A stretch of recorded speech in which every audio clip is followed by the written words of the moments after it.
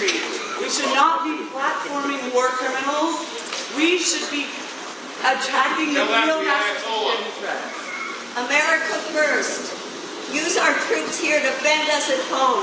Don't go abroad for a pariah genocidal state of Israel.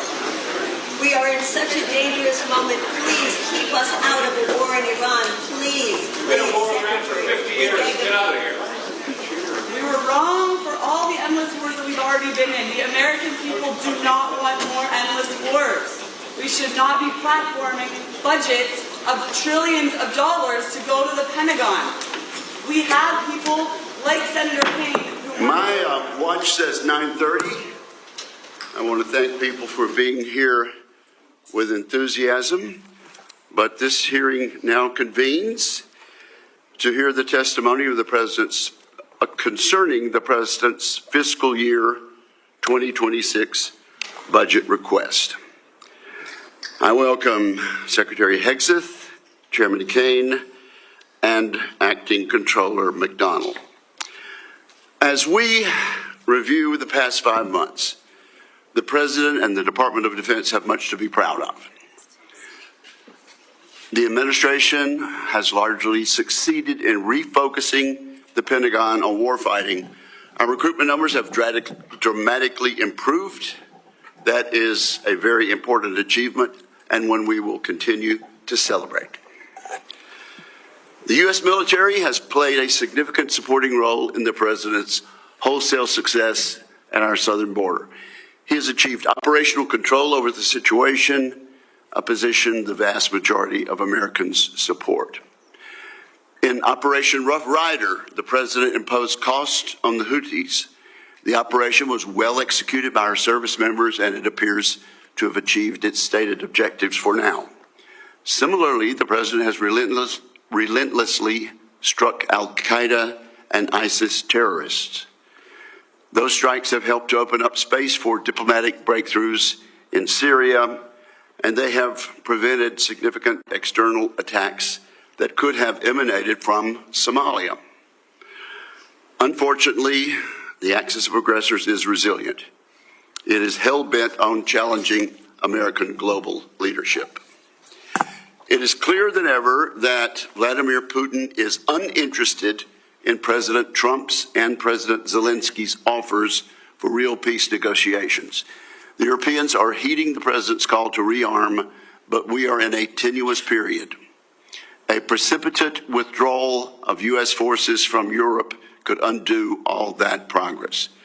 In Asia, the Chinese Communist Party continues its campaign of aggression against its neighbors and still displays open ambitions to retake Taiwan. Secretary Hegseth recently made this crucial point in an important speech in Shangri-La. He said, and I quote, "China seeks to become a hegemonic power in Asia," unquote. He is right. China intends to use military force to achieve Xi Jinping's goals. Meanwhile, in the Middle East, the Ayatollah is hiding as his regime crumbles. He is still refusing to negotiate. In short, this is the most dangerous national security moment since World War II. Unconstrained, aggressive dictators are on the move. And importantly, the character of warfare is rapidly changing. That is a dangerous combination. We cannot have an American-led golden age of peace and prosperity if we fail to navigate these historic security challenges. President Trump is actively working to protect American interests against four main adversaries: Xi Jinping and his Chinese Communist Party, Vladimir Putin's militarized Russia, Kim Jong-un's North Korea, and the Ayatollah's religious fanatics, including his web of terrorists. Our Commander-in-Chief deserves a military capable of maintaining deterrence and applying force when necessary to protect U.S. interests, as he has done in Yemen. I regret to say that this fiscal year 2026 budget request will not deliver that military. When Secretary Hegseth testified before this committee in his confirmation hearing, he made the correct point that spending less than 3% of GDP on defense would be, and I quote, very dangerous, unquote.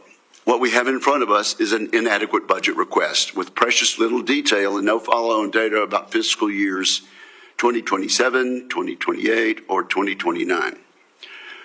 We must assume, and in fact we have heard, that OMB intends to maintain defense spending at $893 billion across the 4 years of this administration.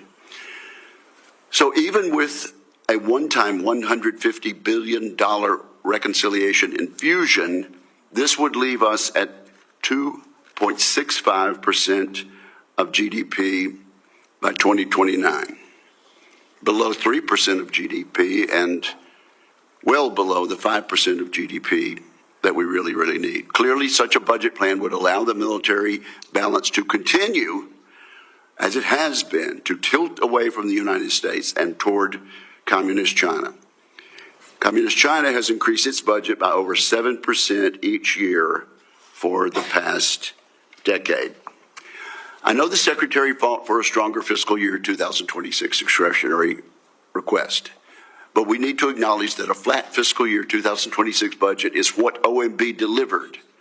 I expect we will spend today reviewing the numerous significant holes in this request, gaps that will make it much more difficult for President Trump to equip our service members and for his advisors to develop credible military options. Across the budget, we see significant holes: shipbuilding, tactical fighters, basic maintenance money, and more, all insufficient. The budget seems to be written as if there are many items in the reconciliation package that simply are not in that bill. This is confusing because the text of the reconciliation bill has been public for quite some time. Chairman Rogers of the House and I worked closely with the executive branch and members of this committee on the contents of the package. This budget threatens to undermine the good work we have done together on that bill and leads me to question whether some officials in the administration plan to ignore congressional intent. I believe ignoring congressional intent would be a wrong-headed decision for the United States of America. We all work for the American people, and we share largely identical goals when it comes to deterring Xi Jinping, Vladimir Putin, and other threats. We need to work much more closely together on investment strategies and actions necessary to rebuild our industrial base. The President and the Congress want action on reindustrialization. We want to rebuild the arsenal of democracy. We need action on industrial base integration, streamlined weapons sales, and cooperation with our allies and partners. We agree on fundamentally changing the way the DoD budgets and handles acquisition.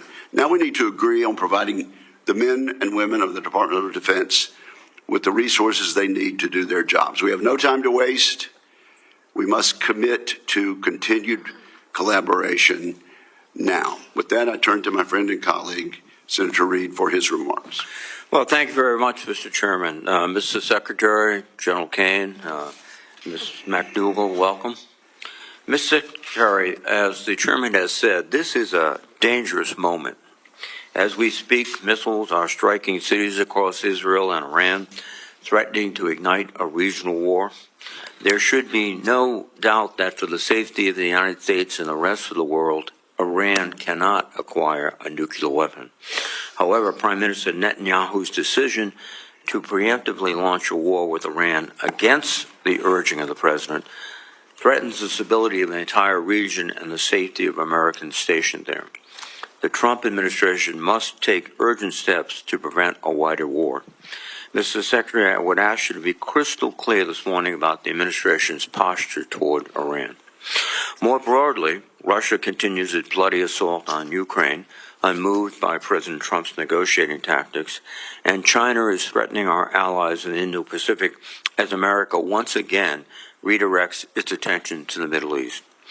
This is a moment that requires leadership, expertise, and competence from the Department of Defense. And Mr. Secretary, I am concerned, frankly, that these qualities have been eroded under your leadership. In your opening statement, you write, quote, "At the Department of Defense, we are sweeping away distractions to focus on our core mission of warfighting," close quote. I'm a bit skeptical. Since you were sworn in, much of the Pentagon has been in disarray. You have purged thousands of defense experts, gutted oversight offices, and surrounded yourself with hand-picked loyalists.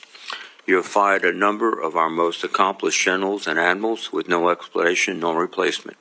Your chief of staff, several top policy advisors, and chief spokesmen have all either resigned or been fired. This is a legitimate problem for our national defense. Much of the Pentagon seems to have been paralyzed by infighting and stripped of expert staff at a time when we need stability and professionalism. Mr. Secretary, you must address this so the rest of the department can be laser-focused on their missions. I'm also concerned about your forays into diplomacy. The Secretary must be a capable statesman, especially in this dangerous global environment. During your first official trip to Europe, you made unfortunate mistakes, including by accidentally conceding America's negotiating leverage to Russia when you announced, quote, we must start by recognizing that returning to Ukraine's 2014 borders is an unrealistic objective, and, quote, the United States does not believe that NATO membership for Ukraine is a realistic outcome of a negotiated settlement. The State Department walked back your comments, but I worry that they cost us lasting credibility during peace negotiations and with our European allies. And, Mr. Secretary, I hope you've learned from these episodes. The key to our long-run success against China, Russia, and Iran and others depend on our ability to equip our forces with the ships, aircraft, and weapons needed to effectively deter them or, if necessary, defeat them. Mr. Secretary, you have said that readiness is your top priority, but I'm concerned by a number of actions you have taken that seem to distract from readiness. For example, you're in the process of firing 8% of the defense workforce, or 75,000 employees, and you recently gutted the Office of the Director of Operational Tests and Evaluation, which is responsible for testing new weapons and platforms for warfighters. You have argued that these cuts were needed to eliminate wasteful spending, but you have simultaneously pledged hundreds of millions of dollars to convert a second-hand Qatari jet to be Air Force One. These decisions do not seem to align with readiness. Similarly, over the past 2 weeks, you have ordered 4,700 National Guard troops and Marines into Los Angeles against the will of the governor and mayor. These forces are in addition to the 13,000 troops you have deployed to the southern border, and separate from the 20,000 National Guard troops requested by DHS to help ICE conduct, quote, interior immigration efforts. As a consequence, military units have to cancel their national training center rotations and waste invaluable hours and resources performing DHS activities unrelated to their warfighting missions. I cannot imagine a faster way to erode military readiness and distract from our ability to deter China, Russia, and Iran. You also claim that merit is the only measure of performance under your leadership. That is a worthy principle. However, you refuse to explain you fired many of our most senior military officers, including the Chief of Naval Operations and the Commander of Cyber Command. All of these positions remain unfilled, which weakens our military. As importantly, these officers were fired without any justification, indeed without considering merit, which creates the worst possible outcome for a military force. Fear throughout the ranks that one should not speak up, should not refuse an illegal order, and should not call out abuse nor question decisions. I fear that last week's disturbing display of partisanship at President Trump's event at Fort Bragg is an example of this. Mr. Secretary, I hope you understand the grave risks of politicizing the military and that you will commit to preventing it. Finally, you have pledged to be transparent as Secretary of Defense. Yet, to date, you have not held a single press conference at the Pentagon. Instead, you have evicted news outlets from the building, overwhelmingly restricted press access, and searched for leaks within your own staff, even threatening general officers with polygraph tests. This is not transparency, and it is a disservice to the American people who deserve to know what their military is doing. Ultimately, Mr. Secretary, this is a dangerous moment, and you must better demonstrate leadership, expertise, and competence atop the Pentagon. You are the 9th Secretary of Defense I have overseen as a member of this committee. In fact, this is the 26th time I have questioned the Secretary of Defense during their annual posture hearing. I have disagreed with each and every one of them on issues of policy and strategy, some more frequently than others, but I've always been able to work with them openly and earnestly because we shared a common agreement that our national defense supersedes partisanship. It's disappointing so far that we have not been able to establish such a relationship with this committee and with your department. Your candid and honest testimony today can go a long way toward making that possible, and I hope we can make that progress. Thank you, Mr. Chairman. Thank you, Senator Reid. At this point, we'll ask our witnesses to summarize their testimony in 5 minutes or shorter. We begin with Secretary Higgs. Sir, welcome to the committee. Well, thank you, Mr. Chairman. Ranking Member Reid, distinguished members of the committee, we appreciate the opportunity to testify in full support of President Trump's proposed fiscal year 26 budget for the Department of Defense. I'm honored to testify alongside General Dan Kane, Chairman of the Joint Chiefs, and Bryn McDonald, who's performing the duties of DoD's Comptroller and Chief Financial Officer. We are also very proud to represent our warriors and their families. And today, as they do every day, they're keeping our country safe. They're defending our homeland. They're standing up to communist China. They're working hand in glove with our allies and partners. They are achieving peace through strength. I'd like to start by thanking this committee and Congress for your bipartisan leadership to give our troops a big pay raise in 2025. That includes an additional 10% raise for our junior enlisted service members E1 to E4. Thank you for supporting our initiatives that improve quality of life for our warriors and their families. Things that include making historic investments. This budget makes historic investments in living conditions, in barracks and base housing. This budget reforms the PCS process to reduce the cost and stress of moves for families. We've already seen changes there. And we improve the quality of care provided by our defense healthcare system. The best part of my job is meeting and interacting with troops and their families. We hear their concerns. We know what it's like to face these challenges. I've been there recently. Each of these initiatives responds to feedback that we've gotten from the force. We are listening, and we are always looking for ways to improve quality of life for those who serve. Under President Trump's leadership, this budget puts America first and gives our warriors what they need. The $961.6 billion budget request, more than $1 trillion for national security, will end 4 years of chronic underinvestment in our military. Now, as is custom with first-year administration budget releases, additional time was necessary to implement presidential initiatives. So in the last 4 months, we've moved quickly to reverse course after 4 years of weakness and mismanagement. We found nearly $30 billion in savings across the department. And this savings, if you add this savings to our overall budget, we're increasing the DoD budget in 2026 by $143 billion. We do that by killing wasteful programs, targeting bureaucratic excess, and redirecting funding from Biden-era priorities to President Trump's priorities. We're working with the Department of Homeland Security to increase border security, to reduce China's malign influence in the Western Hemisphere, to defend freedom of navigation in the Red Sea. However, as we would all acknowledge, there's more work to do. I've got 3 core priorities in the department: restore the warrior ethos, rebuild our military, and reestablish deterrence. First, we're restoring the warrior ethos. President Trump has charged me to focus relentlessly on warfighting, lethality, meritocracy, standards, and readiness, and that is exactly what we're doing. We're setting standards that are high, equal, and unwavering. DEI is dead. We replaced it with a colorblind, gender-neutral, merit-based approach, and the force is responding incredibly. Because of President Trump and his America First priorities, recruitment and retention are higher than they've been in decades. Historic surge of young Americans who want to join our military. Second, we're rebuilding our military. 25 years ago, our military was unchallenged, yet we squandered that advantage as China carried out an unprecedented military buildup. President Trump is correcting that.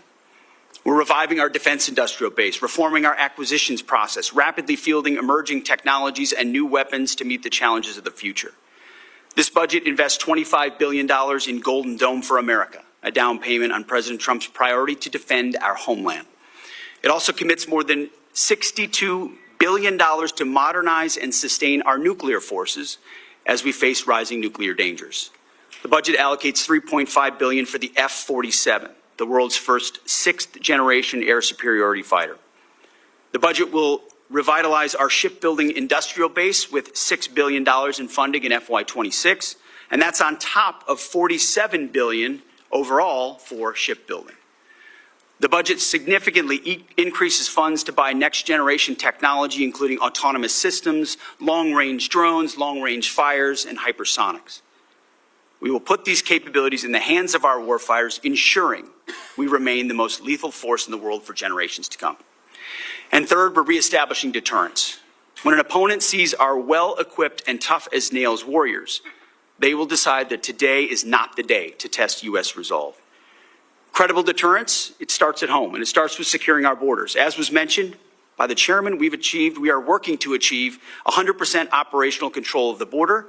Illegal crossings have decreased 99.9%, and it was just reported today that CBP released 0 illegals into the U.S. last month, down from 62,000 released into the interior last May. The Indo-Pacific is our priority theater, and China is our pacing threat. That's why I've traveled twice to that region to visit our forces and meet with our allies and partners. As we shift toward the Indo-Pacific, we're looking more to our allies and partners to be force multipliers alongside the United States, and we're making progress in that. We applaud those allies who are stepping up, but others need to do more and quickly. At the NATO Heads of State meeting next week, we expect NATO allies to commit to spending 5% of GDP on defense and defense-related investment, an almost inconceivable accomplishment when President Trump started that project in his first term. And with NATO stepping up, we now have a new standard for allied defense spending that all of our allies around the world, including in Asia, should move to. As the President has rightly pointed out, it's only fair that our allies and partners do their part. We cannot want their security more than they do. The Department of Defense is executing a common-sense agenda to achieve peace through strength. We know the threats we face are serious, and so our investments are as well. And that's what this budget does. It matches capabilities to threats. We long for peace, so we prepare for war. We must overcome decades of neglect and decline. We must fortify our position as the world's most lethal fighting force, and we have to act fast because our opponents are. This committee is our critical partner. We appreciate your leadership and oversight, which is essential. And I look forward to accomplishing these goals to achieve peace through strength, support our warriors, protect our citizens and our taxpayers together with you. May God grant us the wisdom to see what is right and the courage to do it. Thank you. Thank you, Mr. Secretary. General Kane, do you wish to summarize your testimony? Yes, sir. You are Good morning. recognized for 5 minutes, sir. Thank you, sir. I'll try to hit that target. Chairman Wicker, Ranking Member Reed, members of the committee, thank you for being here. I'm honored to join Secretary Hegseth and Ms. Bryn McDonald to appear before you today to testify on the President's fiscal year 26 budget. Today's hearing reflects our shared commitment to maximize efficiency, accountability of our taxpayers' dollars, and ensuring every expenditure increases the lethality and survivability of your joint force, providing our warfighters with the advanced capabilities and cutting-edge technology required to dominate our adversaries. I have deep gratitude for everyone in this room and our shared commitment to help deliver the capability and capacity that the joint force needs. That goes to our civilians and their families as we work to deliver peace through overwhelming strength. And I want to echo the Secretary's comments regarding our brave men and women serving abroad today.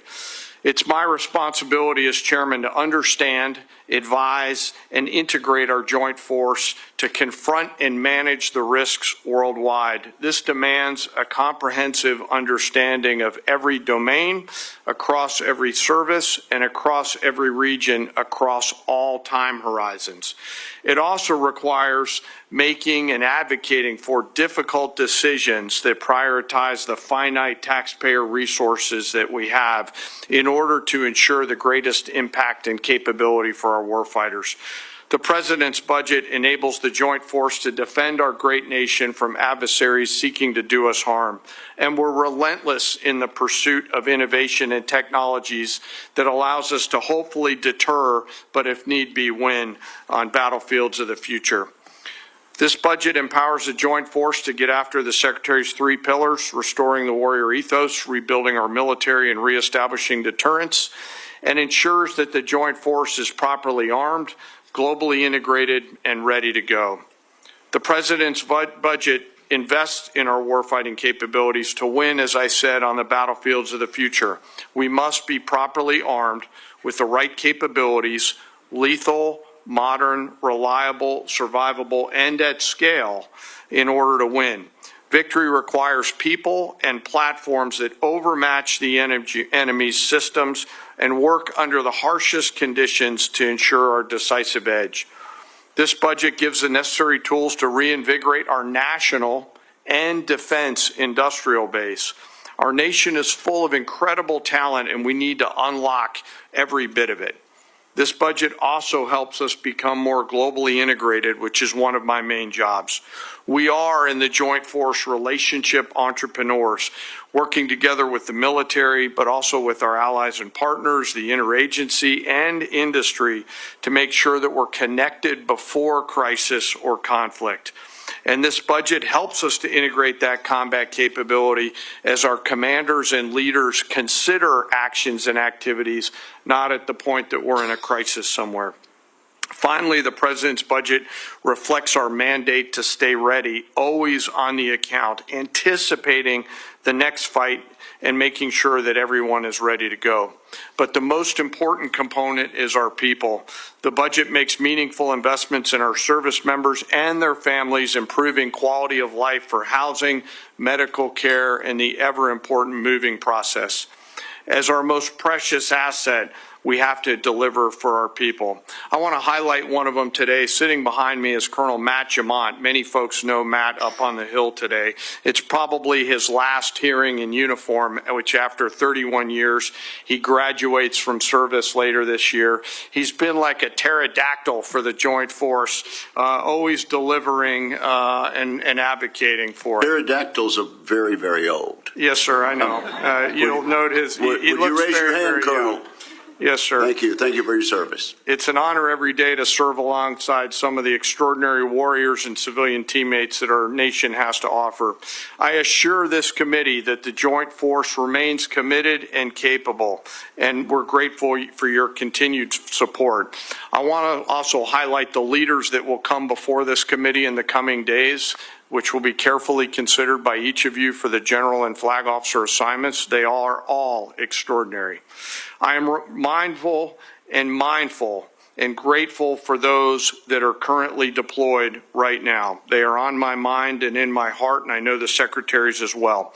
And I continue to hold a special remembrance for our fallen and the families of our fallen who show us what right looks like. Thank you for your time, and with that, I look forward to your questions. Very skillful use of time, General. And Ms. McDonald, we will not require an opening statement from you. Thank you for your for being available for questions today. And now we move to rounds of 5-minute questions. And let me say, we expect full attendance today, and I expect all members will want to ask questions. I've tried to be very skillful sometimes in my membership on this committee to ask a very involved question with about 20 seconds to go in my 5 minutes. We will not be using that practice today, or we'll be here in the wee hours of the early evening. So at this point, let me begin by asking Secretary Hegseth about congressional intent. We worry about the explicit choices that the Congress has made and that have been enacted into law by the president in the fiscal year 2026 budget. The decision came to us surprisingly to zero out destroyers, even though Congress intended for reconciliation to give the industrial base stability with a third DDG in fiscal years 2027 and in 2029. I've asked this of every nominee from the department who has come before us about honoring congressional intent. We will put funds in the reconciliation bill, working with the House and working with the administration to get the signature on the bill. And we will make clear alongside that the specific congressional intent. I've asked this of every official, and I will ask you as well, Mr. Secretary, do you commit to following congressional intent unequivocally on reconciliation? Well, thank you for the question, Mr. Chairman. Yes, our team looks forward to working with this committee, both through the budget process and reconciliation, and would acknowledge, just as a starting point of the conversation, that we are looking at two bills and one budget at the Defense Department. So as we have discussions about allocation, we may sometimes be talking about different numbers because of that, but from our perspective, we built a budget tied to $960 billion. Are you qualifying your explicit yes? Because we have not had that from any of the other witnesses that have come before us. If our congressional intent, alongside the numbers in reconciliation, is explicitly expressed, do you commit to following congressional intent unequivocally in reconciliation? Yes, we just wanted to clarify the entirety of the budget from our perspective. Well, thank you very much. Now, you said once before that, and I quoted in my opening statement, Mr. Secretary, that going below 3% of GDP would be very dangerous. That was your testimony in January. Of course, you know well that we're asking our allies in Europe and NATO to go to 5%, and it has been the intention of most of us on the committee that the United States lead by example and, in fact, follow the peace through strength example of President Reagan and his administration in getting to 5%.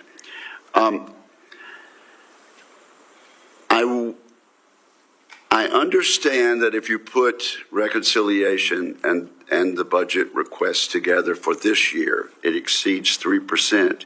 But if we go back to that same baseline for the next 3 years after that, we'll be under 3%. We intend to fix that. But do you still agree that going below 3% would be a, quote, very dangerous, unquote, choice?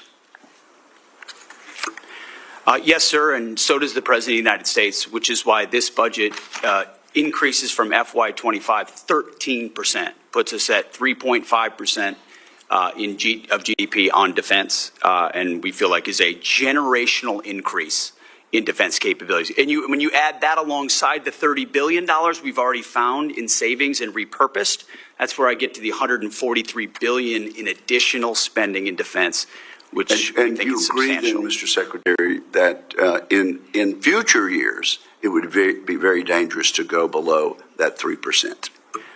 As I said in my remarks, we're going to match our budget to threats. And so, yes, in the future, we anticipate threats like we have today. And so I would anticipate a robust budget in the future. Yes. Would you please be kind enough to answer my question? Would going below 3% in future fiscal years be, quote, very dangerous, unquote, as you said in your statement in January? Yes, sir, and I believe the President of the United States definitely feels the same way. Thank you, sir. Senator Reid. Thank you very much. And I yield back 5 seconds. I'll take those 5 seconds. Oh, no, sir. No, that's not the way it works. First, let me apologize to Miss McDonald, who I said was Miss McDougal. You're Irish, right? My husband is, yes, sir. Well, that's good enough. Thank you. You were Scotch for a few minutes, but I apologize, ma'am. And, Mr. Secretary, you have fired a number of general and flag officers, and you clearly have the authority to do that, but there was no cause given, and it's also deeply concerning it's taking a long time to appoint successors. I understand that today you announced that the nominee for CNO will be Admiral Darrell Caudle. Is that right? Yes, sir. Well, we still have many of these positions open, including the U.S. Cyber Command, which is absolutely critical. Do you believe that these lack of nominated leaders are affecting our warfighting abilities? Sir, I believe we all serve at the pleasure of the President, and in every single position, we're looking for the right man or woman to fill that role to execute on behalf of the missions of this department, and we're doing it expeditiously in every case. Again, do you have any anticipation of when we'll receive the nominee for Cyber Command? Sir, as I mentioned before, we have a very capable deputy at Cyber Command who has taken the helm. So it's not as if it's without leadership, very much so. But we are, as recently as yesterday, had a high-level discussion of exactly what that will be. Mr. Secretary, in your opening statement, you stated, at the Department of Defense, we are sweeping away distraction to focus on our core mission of warfighting. However, since your confirmation, your office has been consumed by high turnover and disarray. At least 3 senior aides were fired and subsequently investigated for leaks, alleged leaks to the press. Your first chief of staff has since left his position, and to the best of my knowledge, that position is vacant. The Inspector General is reviewing your use of Signal app to send sensitive information pertaining to military operations in Yemen, not only to senior government officials, but to your wife, your brother, and your personal lawyer. Finally, according to press reports, you have threatened polygraph tests against senior members of the military. As I said in my opening statement, this is a dangerous world. You know that. And this turmoil in your own office is not contributing, I think, to the clarity and thoughtfulness and decisiveness necessary.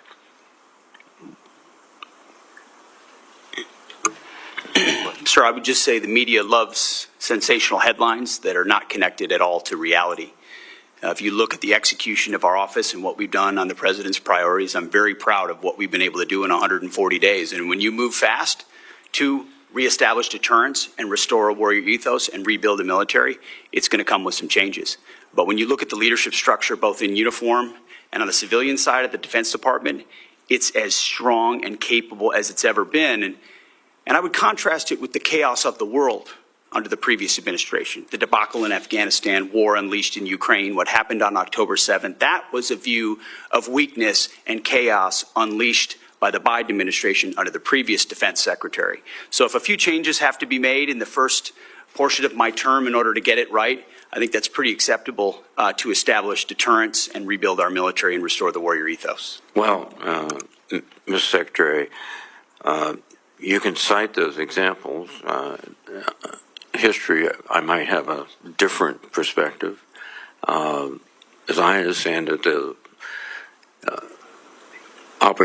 direction to leave Afghanistan was an agreement with President Trump in Doha, which left our forces in a very precarious position since they were there for a year and they had to come out. And Taliban knew that, and they were going after them. But let me move on to another issue, which is 30 seconds. 35. We have had detainees in Guantanamo, and we have used military flights to get them there. The problem, I think, is that some of these military flights have not contained DHS agents on it. And so, in effect, the military becomes not just the the custodial agents, they're also the control agents, and that would seem to me a violation of military procedures. Is that practice continuing?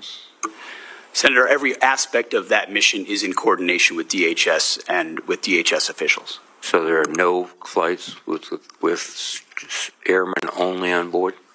Not that I'm aware of, sir. Thank you. Thank you, Senator Reid. Senator Fisher. Thank you, Mr. Chairman. Mr. Secretary General, Ms. McDonald, welcome. I serve on both the Armed Services and the Appropriations Committees, and every year we legislate annual authorization and appropriation bills that provide the policies and the funding for the department. While I'm confident we will do so again this year, the administration has made this process more difficult by delaying the delivery of budget materials to Congress. Mr. Secretary and General Kane, I've appreciated our previous discussions about the need to modernize our nuclear triad and to provide the President with additional options for regional nuclear deterrence. And to achieve this, we must have sustained and predictable funding within the department's base budget. I'm concerned that the department's fiscal year 26 request relies too heavily on reconciliation for some of our nuclear programs. For example, the reconciliation text includes funding for Sentinel. That is meant to accelerate and reduce risk in the program over the next several years. It is not meant to fill a self-imposed gap in funding in a single fiscal year created by short-changing ICBMs in the base budget.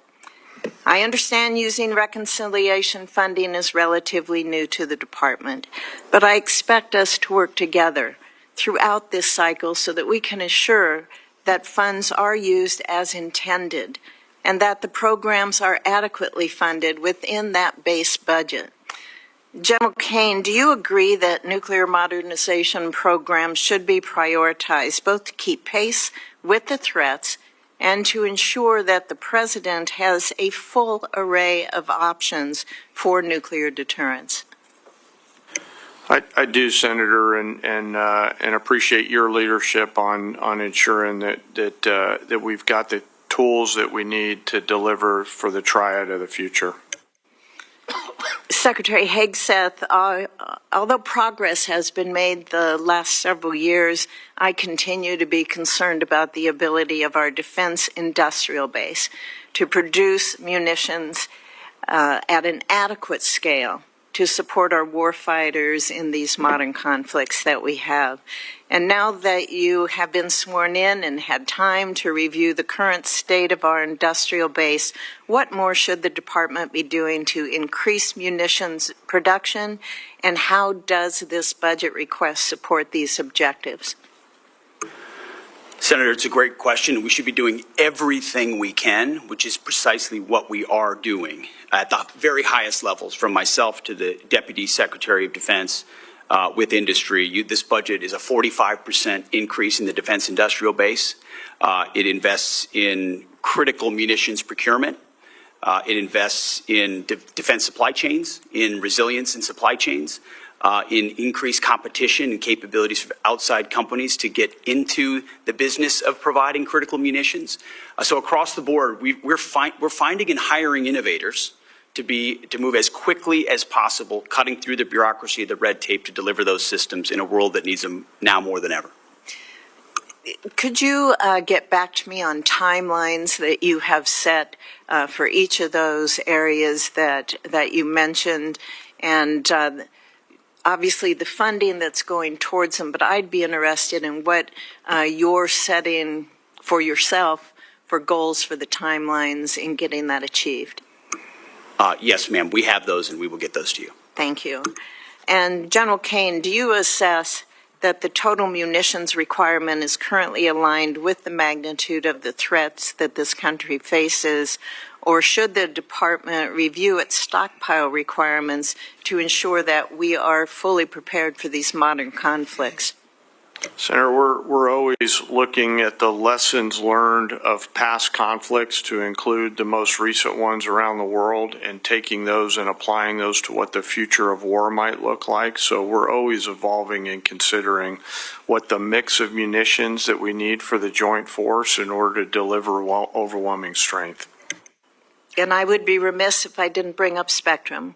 So as we look towards the Golden Dome and the importance of that, over the next several weeks, I hope we can see some more details on that, because we can't shoot what we don't see. And I think it's important that all of us here, as well as the public, understand the importance of the spectrum that the department has in order to reach that. Thank you. Thank you, Senator Fisher, for that important and correct observation. Senator Shaheen.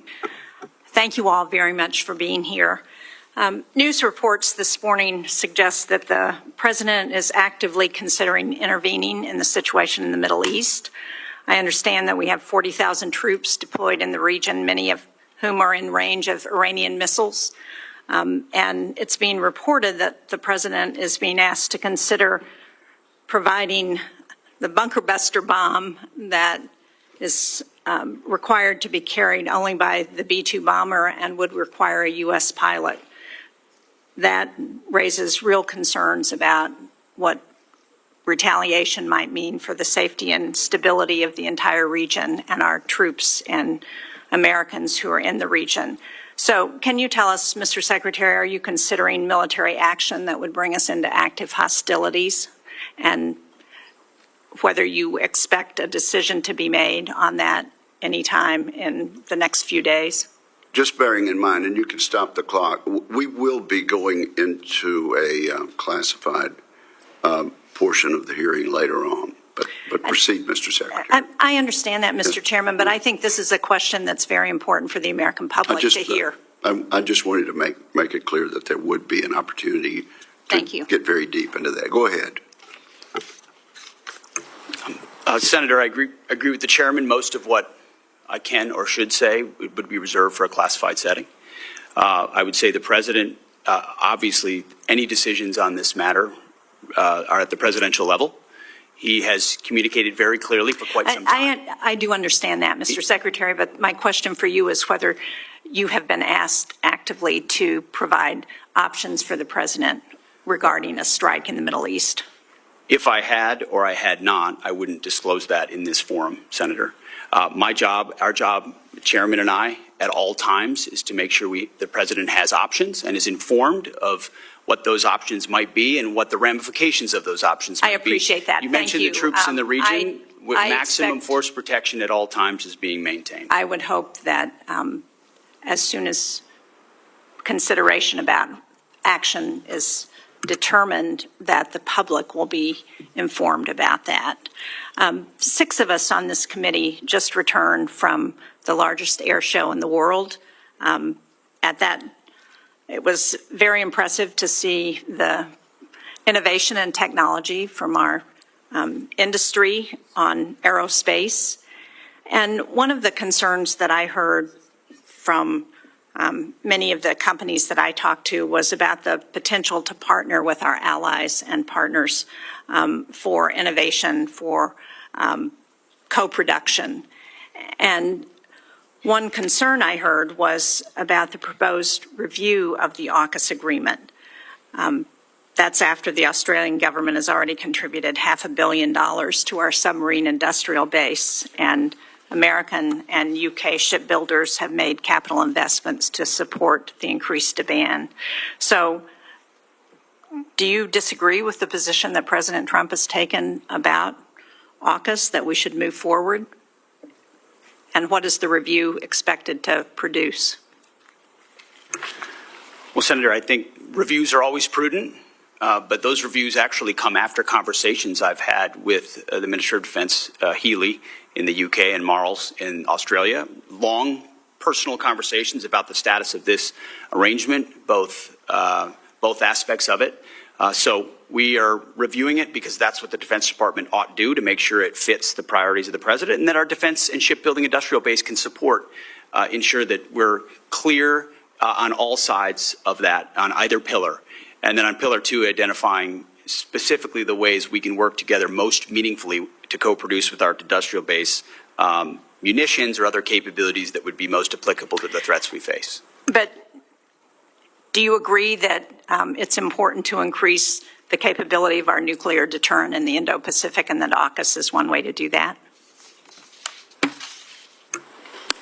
I do, and working through AUKUS as a possible avenue for that is a good thing. Last week, Mr. Secretary, during the SAC-D appropriations hearing, you reaffirmed the need for an exemption for the Portsmouth Naval Shipyard to your hiring freeze. Senator Collins asked you a very relevant question on that, and since Senator King and I share that shipyard, I'd like to ask you again, because we have not yet heard anything from you or from the Office of Personnel Management about how they're responding to this.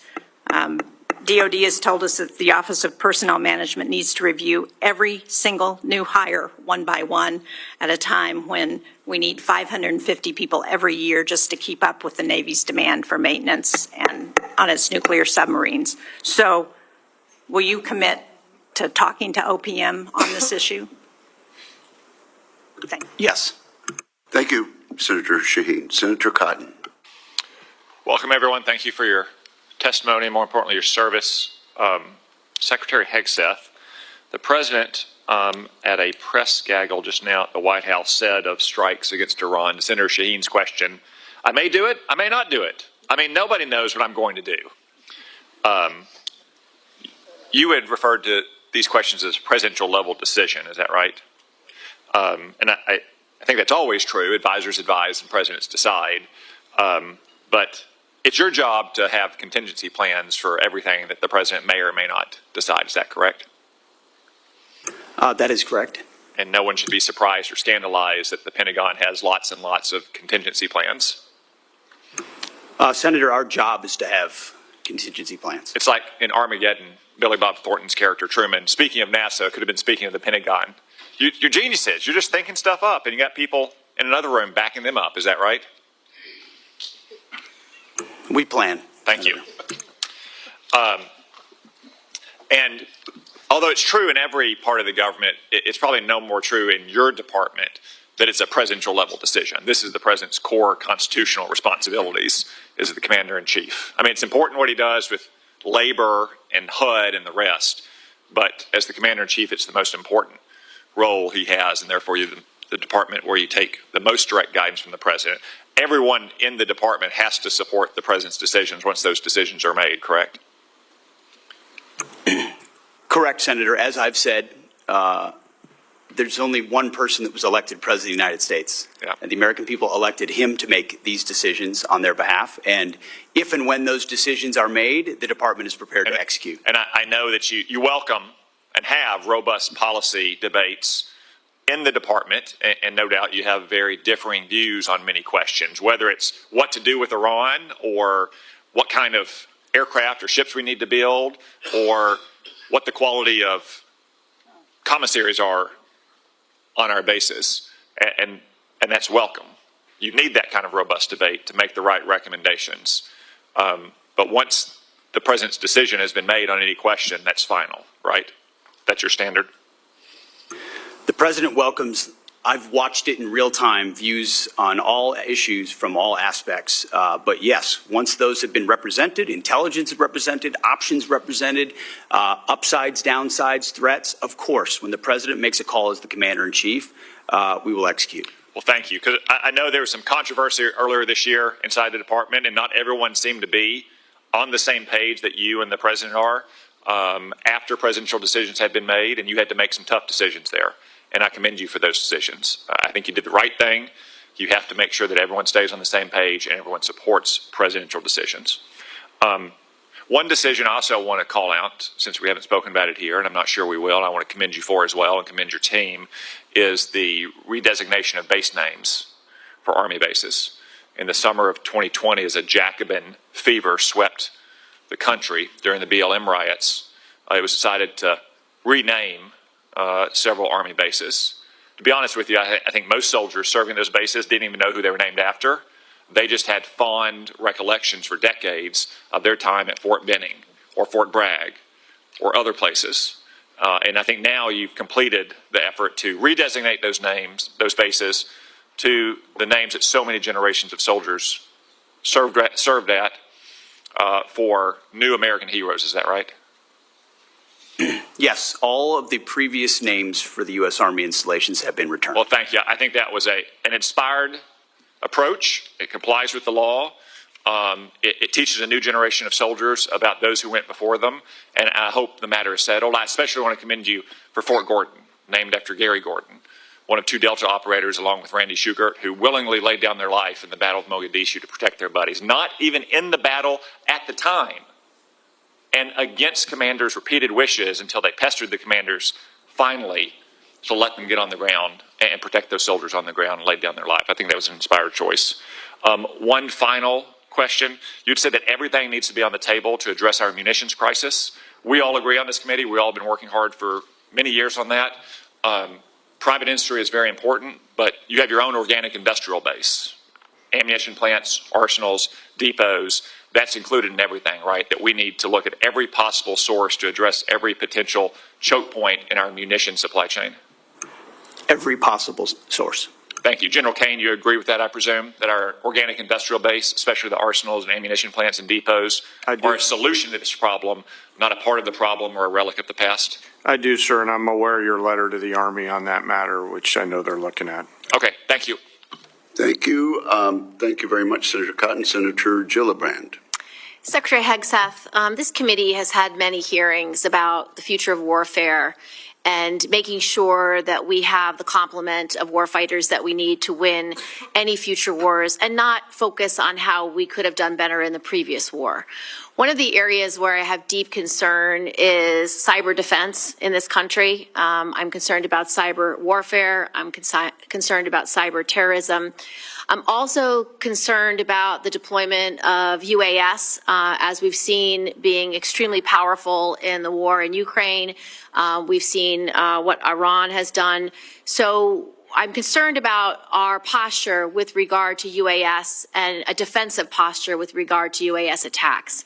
I'm very concerned about what happened over many of our military sites, drone configurations hovering for weeks without response, no authorities to be able to track where those drones came from by the DoD to assess, are they Iranian, are they Chinese, are they Russian, are they on spy missions, what is their purpose?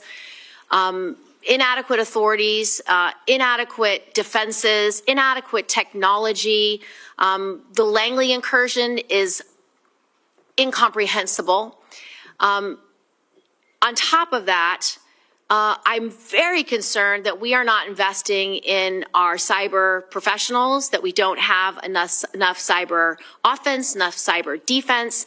We have currently 30,000 open cyber positions within the DoD.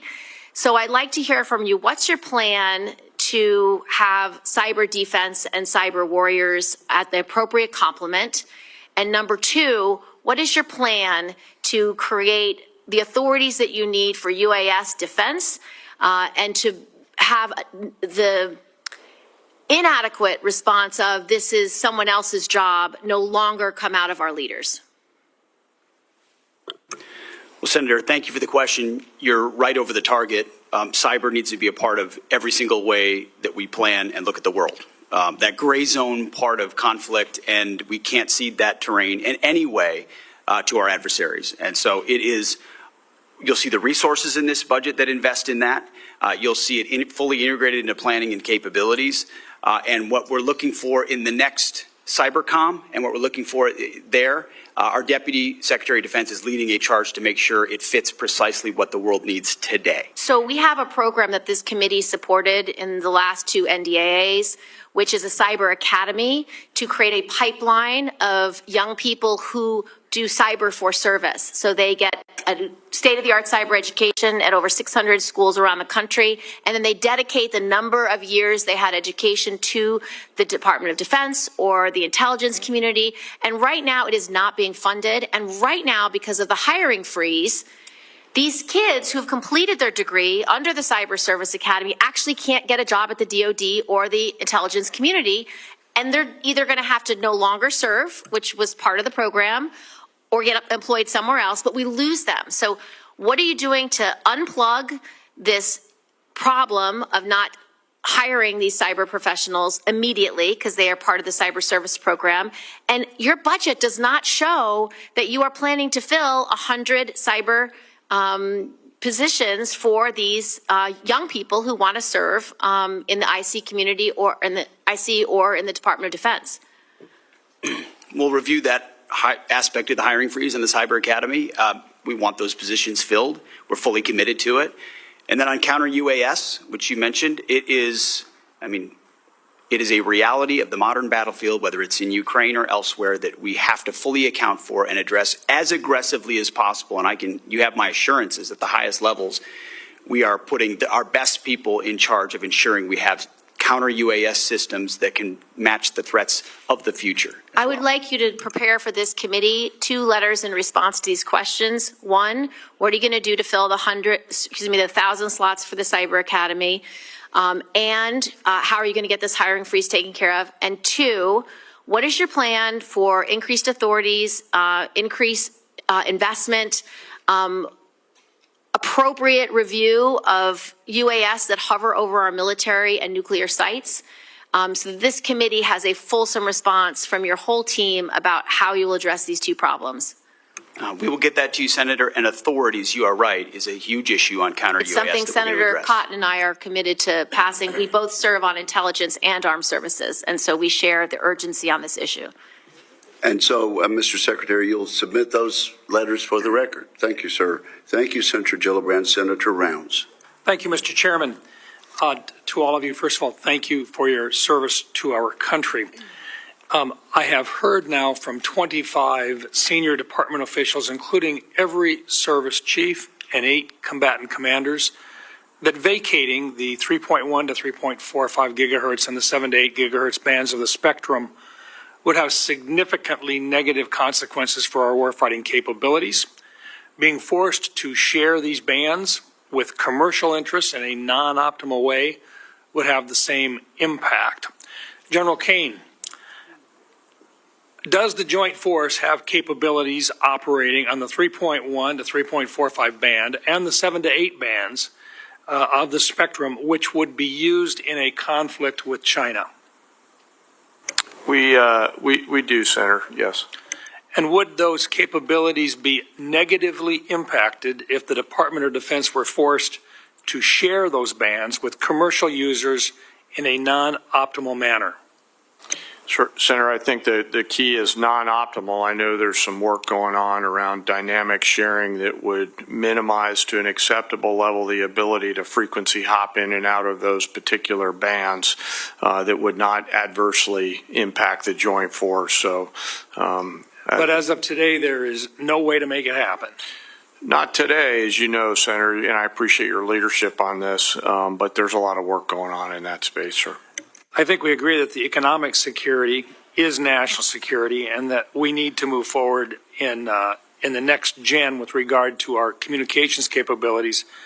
But as it pertains to spectrum auction authority, how do you view a spectrum auction process that bases decisions solely on economic considerations? Well, as you said, Senator, economic security is national security. You know, those are policy decisions. My job as the chairman is to provide the military advice to our policymakers and let them make that decision. And this firmly sits in that policy space. And so rather than put myself sideways out of my swim lane, I'll leave it to them to decide. But in your professional military opinion, the areas between 3.1 to 3.45 and the 7 to 8 band are critical to our national defense. 3.1 to 3.45, no doubt. Lower end of the 7, there's I think some discussion. 7.4 to 8.4 is an area that I'd prefer us to hang on to, Mr. Thank Senator. you. And Secretary Hegseth, I know that you've told me that you would be willing to go to the mat to protect these critical capabilities. I think that is critical. In fact, these bands are essential to building Golden Dome, which will require even more radars and military communications infrastructure than we currently have, particularly around population centers and defense sites, as we see in Israel today. Would you agree with that today, sir? Yes, Senator, I concur with the chairman's characterization, and I would just say at no time in conversations around spectrum has DOD's equity it's always been fully represented in those conversations to ensure we protect what we need to protect. Thank you. General Kane, what is your assessment of the operational and strategic benefits of maintaining the dual-hat leadership arrangement between U.S. Cyber Command and National Security Agency, the NSA, particularly in terms of intelligence integration, speed of action, and mission success in contested environments? Sir, I can argue both sides of that one, and mindful that that's a policy discussion. I think that either will go on soon or has been going on, and I'd prefer to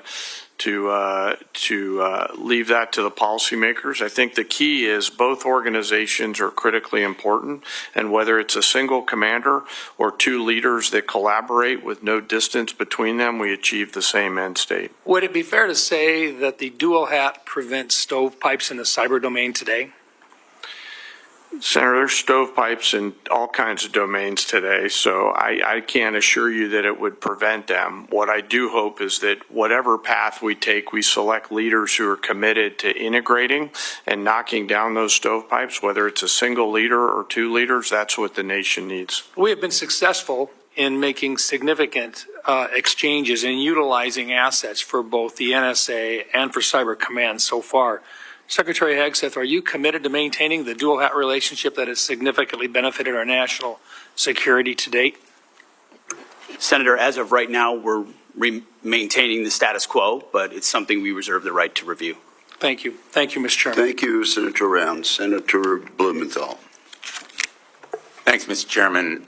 Secretary Hegseth, you've been asked about options for the use of force abroad. I want to ask about the use of our military at home. I have been deeply disturbed and alarmed by the use of active duty troops, Marines, in Los Angeles, and President Trump has made clear his intention to continue to use the military to suppress dissent and likely inflame tensions there and elsewhere, all under the guise of enforcing the law. What he's doing may well be illegal. I want to ask you about contingency plans for the use of active duty military in other cities. Do you have such contingency plans? Senator, I would just say we share the president's view that, as you characterized it, we are deeply disturbed and alarmed that ICE officers are being attacked while doing their job in any city in America, and so allowing National Guard or active troops under existing authorities to defend them is attacks important. on ICE officers, yes, but we ought to be equally alarmed by the illegal use of active duty Marines or other military. I take it from your answer that you do have contingency plans for the use of military in other cities. We have never and will not illegally deploy troops. All have been under existing and well-established authorities to use troops to support federal law enforcement officers. So far, there's been no legal justification. It's been challenged successfully. I think that it will prevail. Those challenges will prevail in the courts. And I want to ask you right now to submit to this panel those contingency plans for the use of active duty military in other cities. I want to move on to another area of questioning. The chairman has said that you've submitted precious little detail, to quote him, precious little detail about the budget. I think there is no detail. This budget is literally a rough outline with short-sighted shortfalls. For example, the shortfall on the Columbia class, $2 billion. Only about $1 billion for Virginia class. There is virtually no outline or specificity as to how you are going to provide drones to defend and also engage in offensive outline and maneuvers. The nature of warfare is changing right before our eyes in real time. Unmanned aerial and undersea warfare is happening in Ukraine and elsewhere, and I think that you owe this committee and the American public more specificity in that budget, because we will be at risk. We are at risk right now in the Middle East, and I want to know whether we have contingency plans to protect our U.S. personnel in the region from the kind of swarm of drones that have proved devastating already to 3 of our service people in the Middle East on a base in Jordan. Do you have such plans to protect against drones there? Senator, we work hand in glove with the Joint Staff and CENTCOM and every COCOM, especially right now, to ensure everything at our disposal is available to ensure maximum force protection against any contingency, including the one you described, sir. Well, I have no assurance that we have the capacity to safeguard against the swarm of small, lightweight, slow-moving drones that are, in my view, our major vulnerability. And right now, if we engage in the Iran conflict, would put us and U.S. personnel at risk there. Let me ask you about Ukraine. I've just returned from my 7th trip to Ukraine. I am the advocate, chief sponsor with Senator Graham in the Russia sanctions bill. You said that the United States and the ranking member cited it, that we must start by recognizing that returning to Ukraine's pre-2014 borders is an unrealistic objective and will only prolong the war. My question to you is, when will you release the PDA $4 billion in equipment that Ukraine desperately needs? It's sitting there. Ukraine deserves it. When will it be released? We're aware of PDA 75, and that is a decision we can make in the future. My time has expired, but I don't consider that answer adequate. Thank you, Senator Blumenthal. Senator Ernst. Thank you, Mr. Chair, and thank you, Secretary, and thank you, Chairman, for being here. Ms. McDonnell, I'm actually going to have a question for you. So thank you very much for being here. And I know that Iran is on our minds right now. And Secretary, I'll just pose a very quick question to you. October 7th, 2023, Hamas attacked Israel. Who is the primary funder of Hamas? Senator, it is Iran. And who is the primary sponsor then that provides them with the weapons that they use to attack Israel? Same answer, ma'am. And maybe our public is not aware, but 43 Americans lost their lives on October 7th at the hands of Hamas, which is an Iran-backed terrorist organization. 43 Americans. We never talk about it, folks. I heard nothing about this in the Biden administration. So when there is question about whether it's appropriate for America to be engaged in the Middle East in defending Americans that live and work abroad, I think there's our answer. So thank you, Secretary. I'll start with the Secretary, then I'll come to you, Ms. McDonnell. Secretary Hegseth, I do want to thank you because we've had many discussions about this. You have appointed Steve Erickson as the Executive Director of Force Resiliency, and he will oversee the department's Sexual Assault Prevention and Response Office, what we know as SAPRO. And he will directly report to you on the issue of sexual assault within our military. And you've been very responsive on this issue, and I commend you for that. And I have already received my first briefing by Mr. Erickson. So to continue building on this progress, I'm going to hold quarterly meetings with the SAPRO, and we want to make sure that we continue the momentum that we are seeing within the department on that. And Secretary Hegseth, from your vantage point, what positive trends are you seeing out of SAPRO? Well, first of all, Senator, I want to thank you and other members of this committee for the work you've done on that issue. And I think in large part, and you'll see this in this budget, we continue to fund the programs which have seen efficacy. And so I think a lot of these were newer programs, new initiatives, new emphasis put in place that we have simply sought to maintain and accelerate. And you see that in this budget. And thankfully, we've seen this year sexual assault numbers decrease. One is too many, as we've said before, but a decrease is a good trend to see. We want to continue that. Wonderful. And we'll continue working with the department on that. And an amendment that I am going to propose for this year's NDAA would require quarterly briefings from the SAPRO for members of Congress, just as they do with suicide prevention.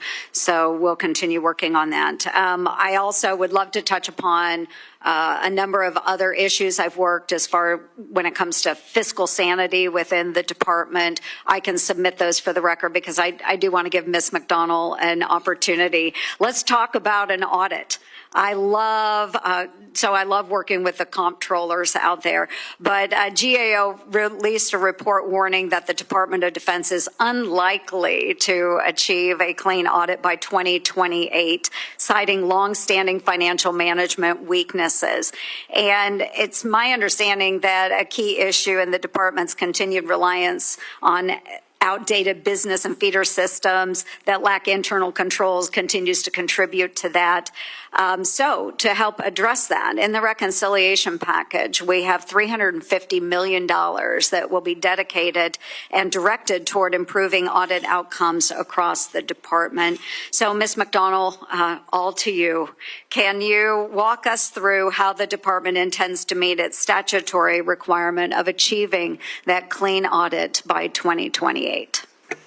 Thank you for the question, Senator, and thank you for your support in reconciliation for automation, AI, and business system replacement to achieve the audit.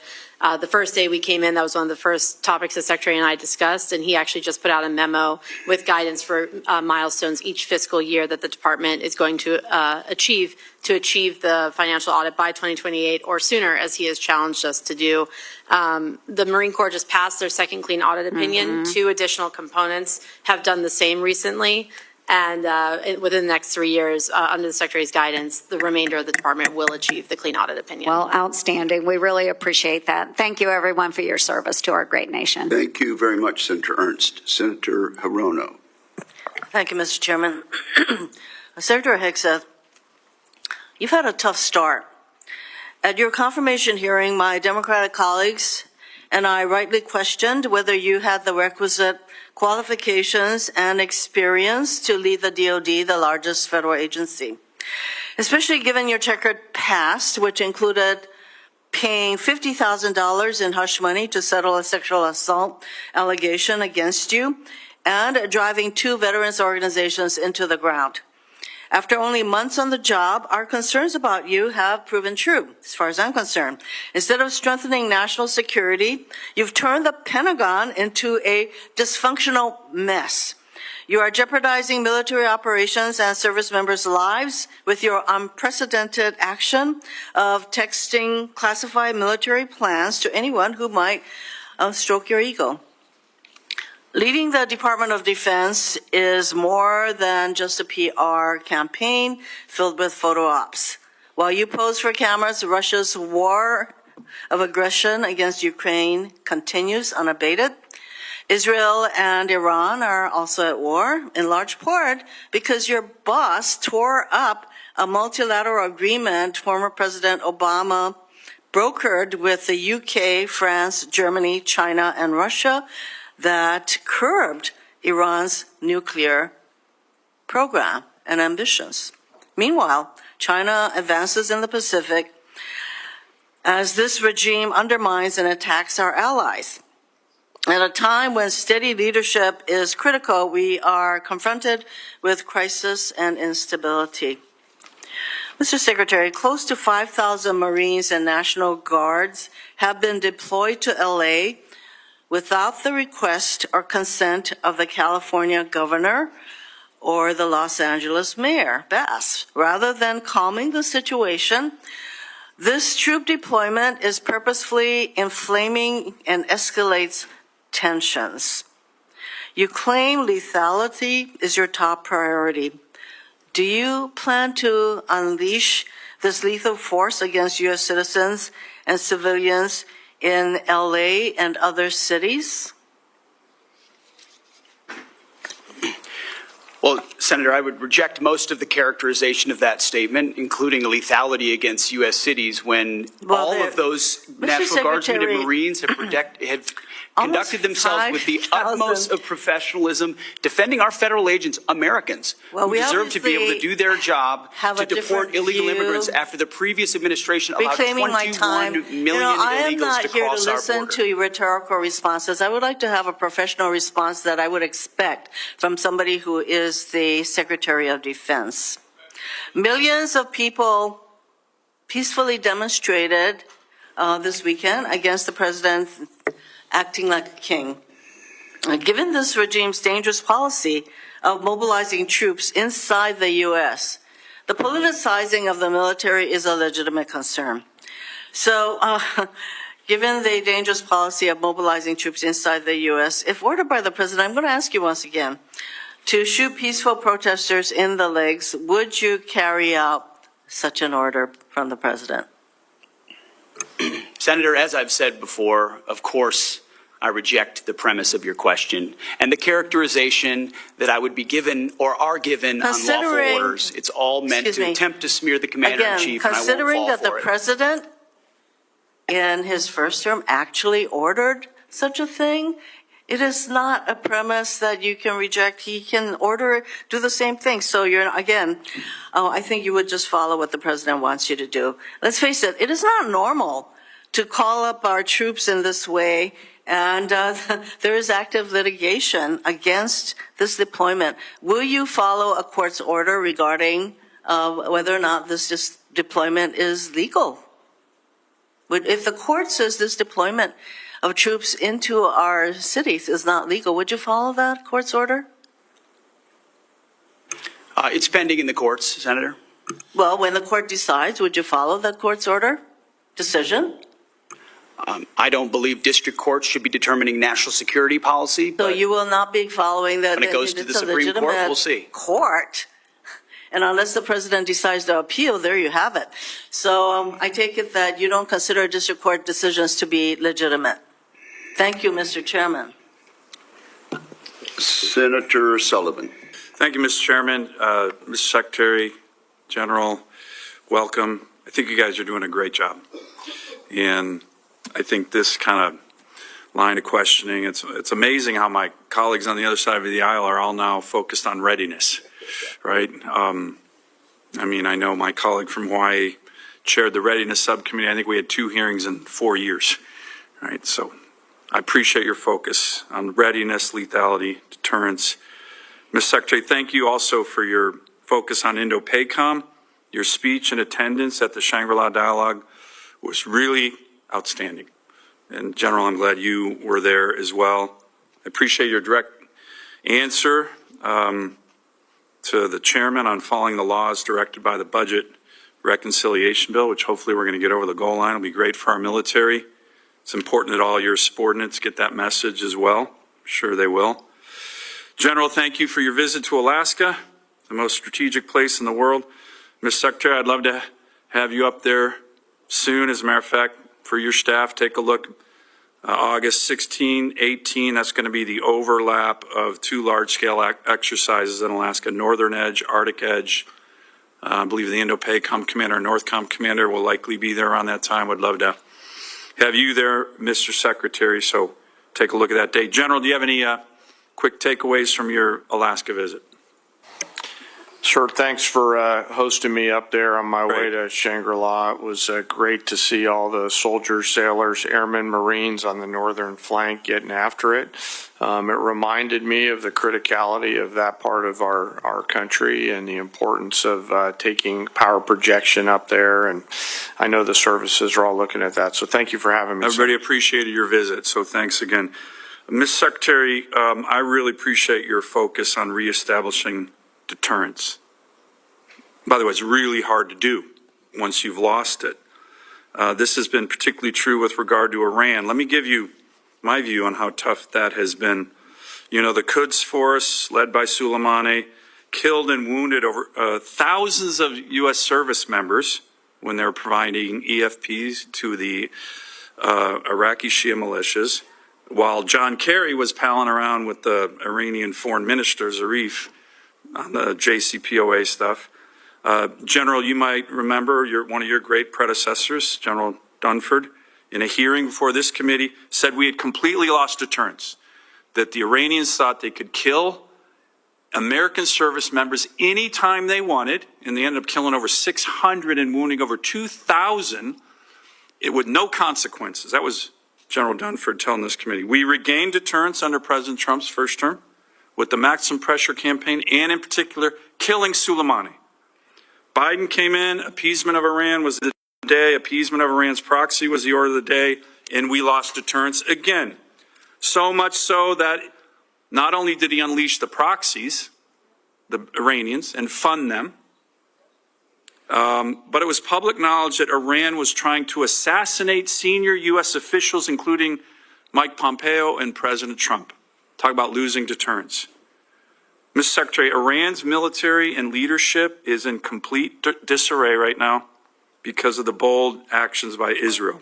Is this an opportunity now to once again, like we did in the first term of the Trump administration, reestablish deterrence against this terrorist regime by making sure one way or the other they never have the capacity to enrich or produce a nuclear bomb, a goal that President Trump has repeatedly emphasized?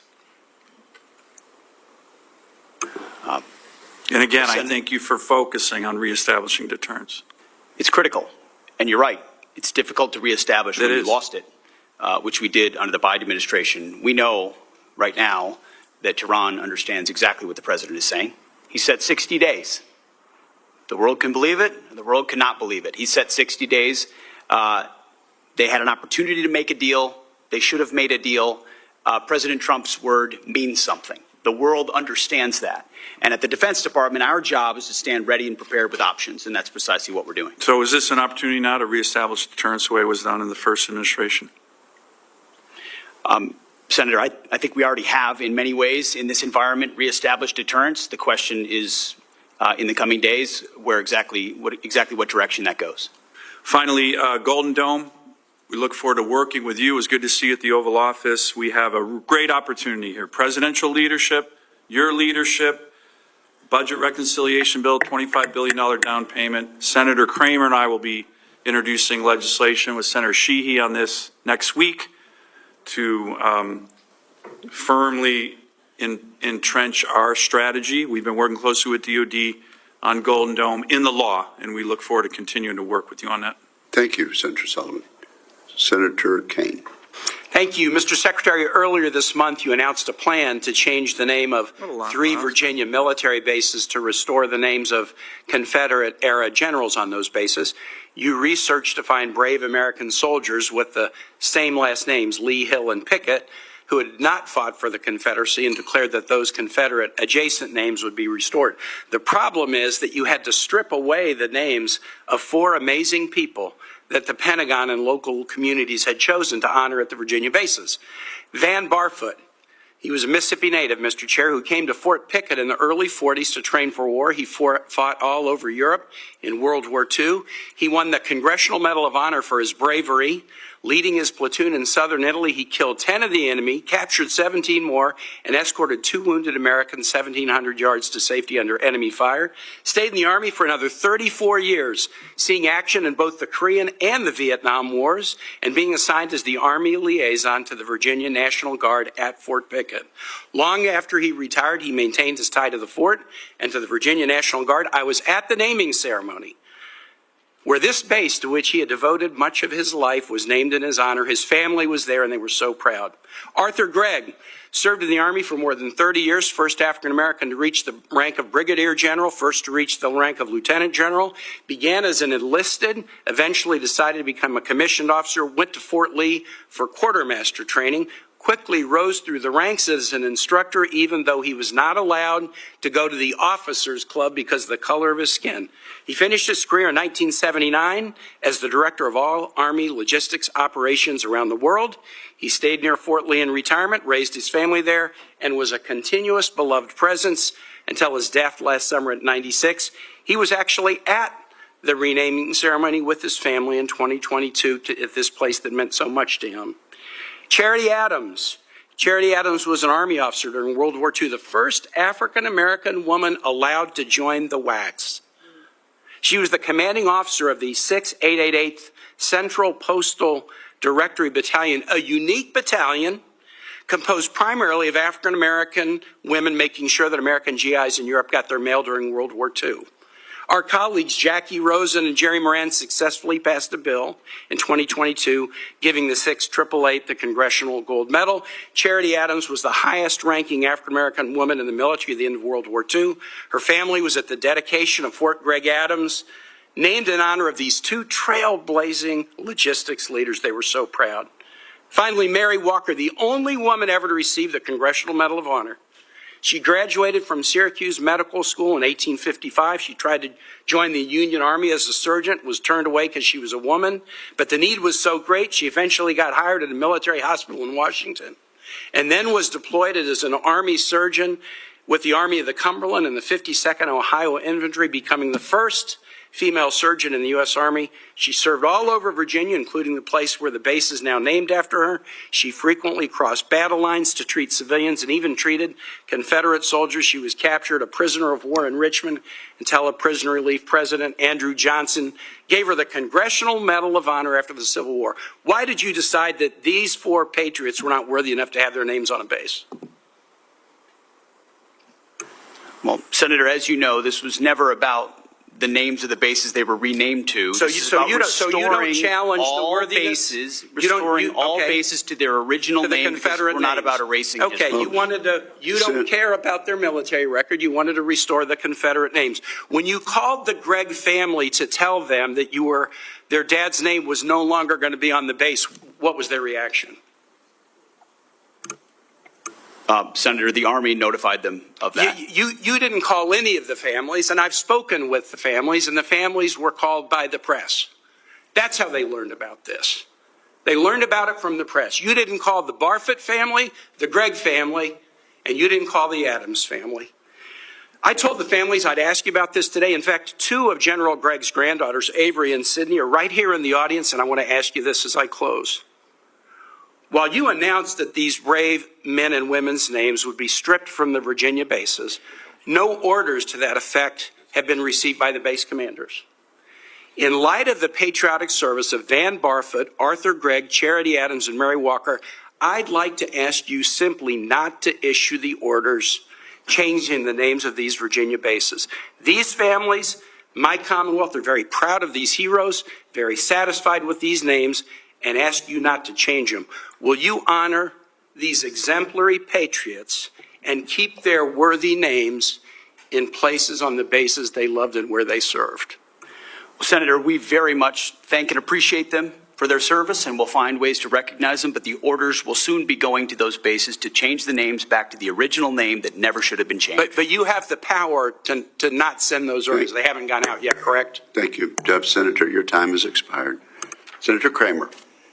Thank you, Mr. Chairman. Thank you, Mr. Secretary General, for being here, for your service.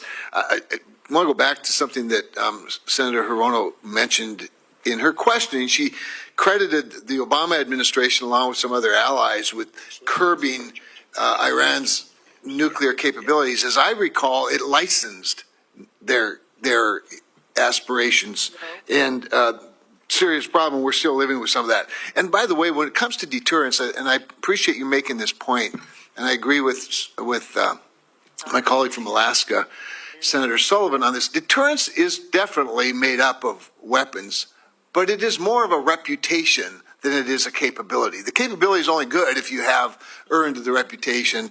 With that in mind, and speaking of Iran and current situation, maybe, General, I could ask you this.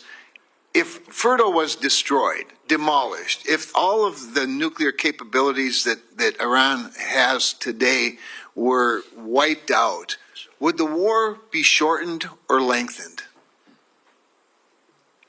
Realizing that's not the only factor, of course. Yes, sir. And of course I can't split that hair, given the complexities of the war that's ongoing there. So I'd rather not comment on one particular part. You know, the Israelis are, as reported in the open source press, are making great progress. So I think I'll just leave it at that, Senator. I understand and appreciate that. Can you then highlight for me that as we talk about deterrence and reputation, I'm sitting here thinking about the air superiority that Israel has accomplished over Iran. I'd like to have you speak to that, and then speak perhaps to the lack of air superiority that Russia's had over Ukraine, and the difference in those two wars. And my point being, how important is air superiority in the current fights and in our future fights? Well, sir, we could spend hours talking about the advocacy of air power. I think the freedom of maneuver that it creates is a great example of that. If you look at the two theaters right now, with the Israeli Air Force striking at will at this point over Iran, juxtaposed with the challenges that we're having with a frozen forward line of troops in Europe, is a great case study of it. You know, the great thinkers, air power thinkers, are looking at the advancement in technologies from both theaters, the advancement of first-person view drones and things like that. And I think folks are going to have to think clearly about what does the future of air superiority look like, and how does it evolve to make sure that we're protecting those essential teammates that are on the ground fighting in order to prevent frozen flots, forward lines of troops in the future. I appreciate that. Secretary Hegseth, there's been some discussion, certainly in your opening statements, and then with a couple of the questions related to base defense. And this would be something both of you could speak to, but I'd like to start with you, Secretary. Obviously, we've seen some pretty spectacular displays of the ability to go deep, covertly deep within the enemy's territory and take out some pretty significant assets, both in Russia and in Iran. A lot of us fear that we're vulnerable as well. You spoke very briefly, or referenced, I think, in response to one of Senator Gillibrand's questions about the importance of policy. So when we talk about the United States itself and our bases here in the country, policy is a bigger challenge than weapons, to be honest. But what about responsibility? In other words, I think there's some confusion over is there a service, is there a particular institution that's responsible for base security and base defense, or is it up to the individual services to protect their own bases? Can you help straighten that out for me? Senator, you're right to ask the question. We met on this very topic 2 days ago, because you're right, we've already made initial efforts, but I liken it to the effort that was made around IEDs in Iraq and Afghanistan, where it couldn't be a service-only response. It needed to be across the joint force. It needed to be immediate, and the capabilities had to be prepared to adapt in real time to adjustments the enemy is making. And you saw that in things that could in counter IED technology. We need the same type of effort in counter UAS, not just forward deployed, because right now you do it with what you have, but also at home considering the authorities. So that is something the department is doing in real time. If you have a second. I guess that's it. I'm out of time. Thank you. Thank you very much, Senator Kramer. Senator King. Mr. Secretary, I'm somewhat puzzled. I grew up in Virginia where Robert E. Lee was revered. I think when I was a kid, his birthday was a school holiday. But as I grew older and learned more about American history, I learned that he fit the classic definition of a traitor. He took up arms against his country. He broke his oath as a member of the United States Army, which he took upon entering his career at West Point. Why are you going through these incredible gymnastics, finding current soldiers or other soldiers to rename? And you slipped a minute ago. You said we're returning these bases to their original names. Robert E. Lee, leading general of the Confederacy, Pickett, the other names. Why are you doing this? I don't understand what the motivation is to rename bases for people who took up arms against their country on behalf of slavery. What possible motivation can there be for this? Who is telling you to do this? Who is urging you to do this?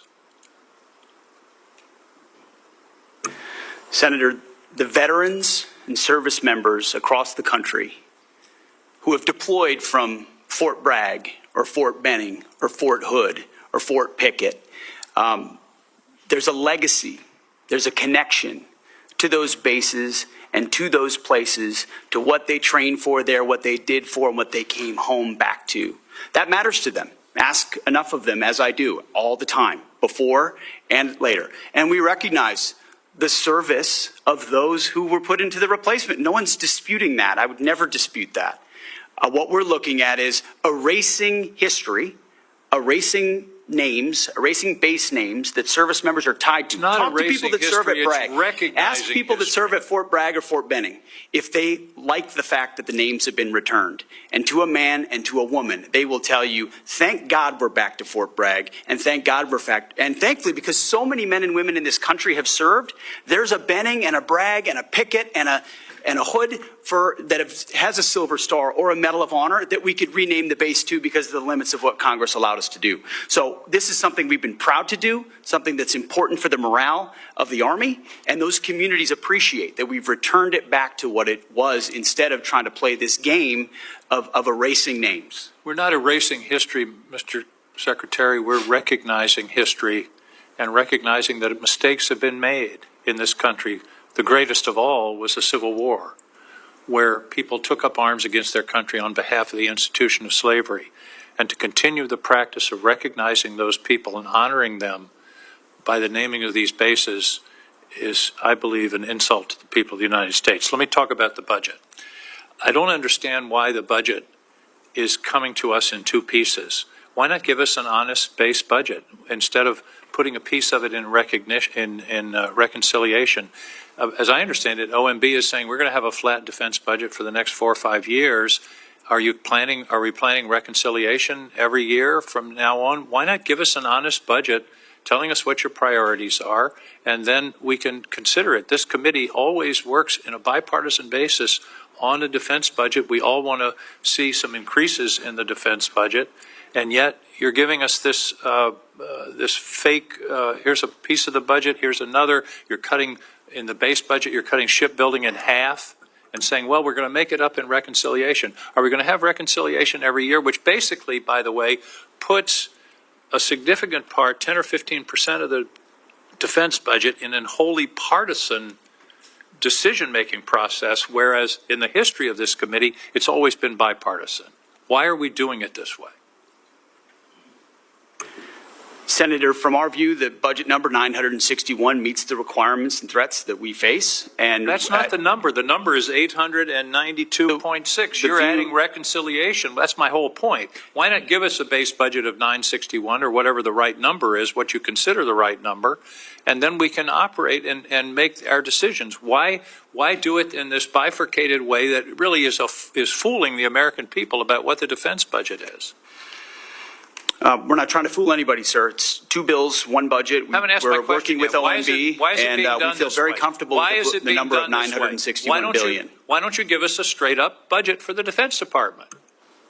That's my question. Senator, this is a straight-up budget for the Defense Department. It's a 13% increase over what Joe Biden gave us. It is a two-part defense budget. Part of it is in reconciliation instead of in the budget that's being presented to this committee. This committee only has a partial review of the budget. I don't understand why we can't have an honest, straightforward budget instead of this son of Oko that you're putting over on us. Thank you, Mr. Chairman. Senator Scott. Thank you, Chairman. I want to thank each of you for being here, and I want to thank you for your dedication to the country, each of you. So, Secretary, you talked a little bit in your opening statement about China. So, this committee, we've basically outlawed the use of Chinese drones by our government and our military. We have the ability now going forward that we won't even license them in this country. Can you just talk about the importance of making sure that our military, we don't have Chinese products, whether it's drones. We don't buy Chinese drugs for our military. We don't allow China to buy farmland close to our military bases. We don't allow them to be involved in our electrical grid. Bring in despicable foods into our commissaries. Can you talk about the importance of that when they have a government that wants to destroy everybody in this room's way of life? You're correct in what you're describing, Senator. We need to get smarter, faster. And that's the kind of urgency that we feel in the Defense Department. There's been a lot of talk about prioritization and pivoting and recognizing the size and scale and scope of the Chinese threat. And then there's doing everything possible inside your decision cycle to include how you posture, how you procure, how you plan to ensure that it's not reliant in any way. You don't have Achilles heels in any part of the process, whether it's critical munitions or it's critical minerals or it's any number of our weapon systems. I mean, you've heard the president say, Golden Dome, his big signature priority for the defending the homeland will be American made, because we can't have systems like that dependent on what the Chinese could do about it later on. So we completely agree with you, and myself and the Deputy Secretary that's kind of an number one for us, is in making sure that what we source is sustainable. So if Communist China continues to build up their economy, do you think they'll continue to invest in their military? Yes, sir, and I think a lot of that spending is commingled. Right. And do you believe that that if the American public knew the risk of China and what you think about every day, that they would buy fewer Chinese products? Sure, sir, it's our job to think about that every day. If a lot of the information we saw were to be made public, there would probably be more urgency. Yes, sir. Do you think that we ought to be allowing Chinese companies to be able that support either the economy of China so they can build up a military, or companies that actually work with the Chinese military? Do you think they ought to be able to sell stocks in America? Senator, that's not really my lane, but I would say that the president is focused, especially through trade, on right-sizing a lot of those dynamics and making sure that American companies, American industries are protected and brought back to the United States. Okay. So whether it's Americans buying products that help China build their economy so they can build a military to try to defeat us, or whether it's buying Chinese drones or drugs or allowing them to buy farmland, you would recommend to the American public that we wake up and stop doing these things? Generally speaking, Senator, yes. Thank you. Senator Warren.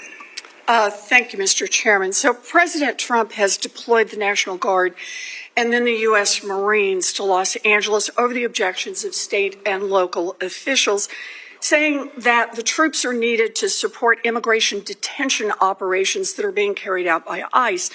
On Sunday night, the president threatened to deploy ICE agents to other cities around the country that he sees as, quote, the core of the Democrat power center, end quote, specifically mentioning Chicago and New York.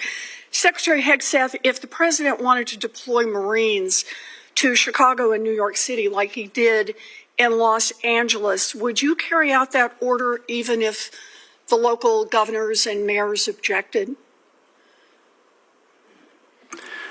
Well, Senator, because Governor Newsom was unwilling to address That's not my protecting question. federal law enforcement agents in Los Angeles, President Trump had all the authorities, and the Defense Department happily supported defending our ICE agents in the conduct of their job. They have the right, as Americans, to be able to do their job without being attacked by mobs. And we will protect them in that process. And if other states needed it, we would provide that. I know that you heard my question. So you would be willing to send troops if the president ordered it to Chicago, New York City? That's right.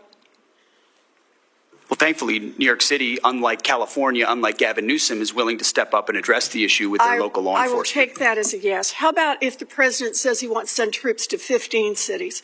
Would you be willing to do that?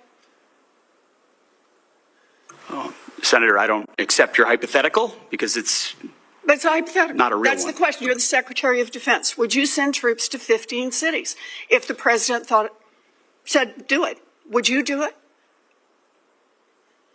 15 cities. Again, Senator, it's a complete hypothetical lacking any context at all. You're the Secretary and I refuse of to box Defense. myself in based on You can questioning on a refuse, hypothetical. But you're here asking for $1 trillion, and I want to know how you're going to spend it. And so my question is, if Donald Trump tells you to send troops to 15 American cities, are you going to spend the money and send the troops? Thankfully, we're spending money on securing our southern border, a way the previous administration abandoned and allowed 21 million illegals to enter our country. So defending our homeland is a real serious priority under this administration, and we're doing it. I understand the question about defense. Secretary Hegseth, about 4,000 National Guard troops and 700 Marines have been sent to L.A. Is there a number of troops deployed to American cities over the objections of governors and mayors at which you would be concerned that we are undermining our national defense?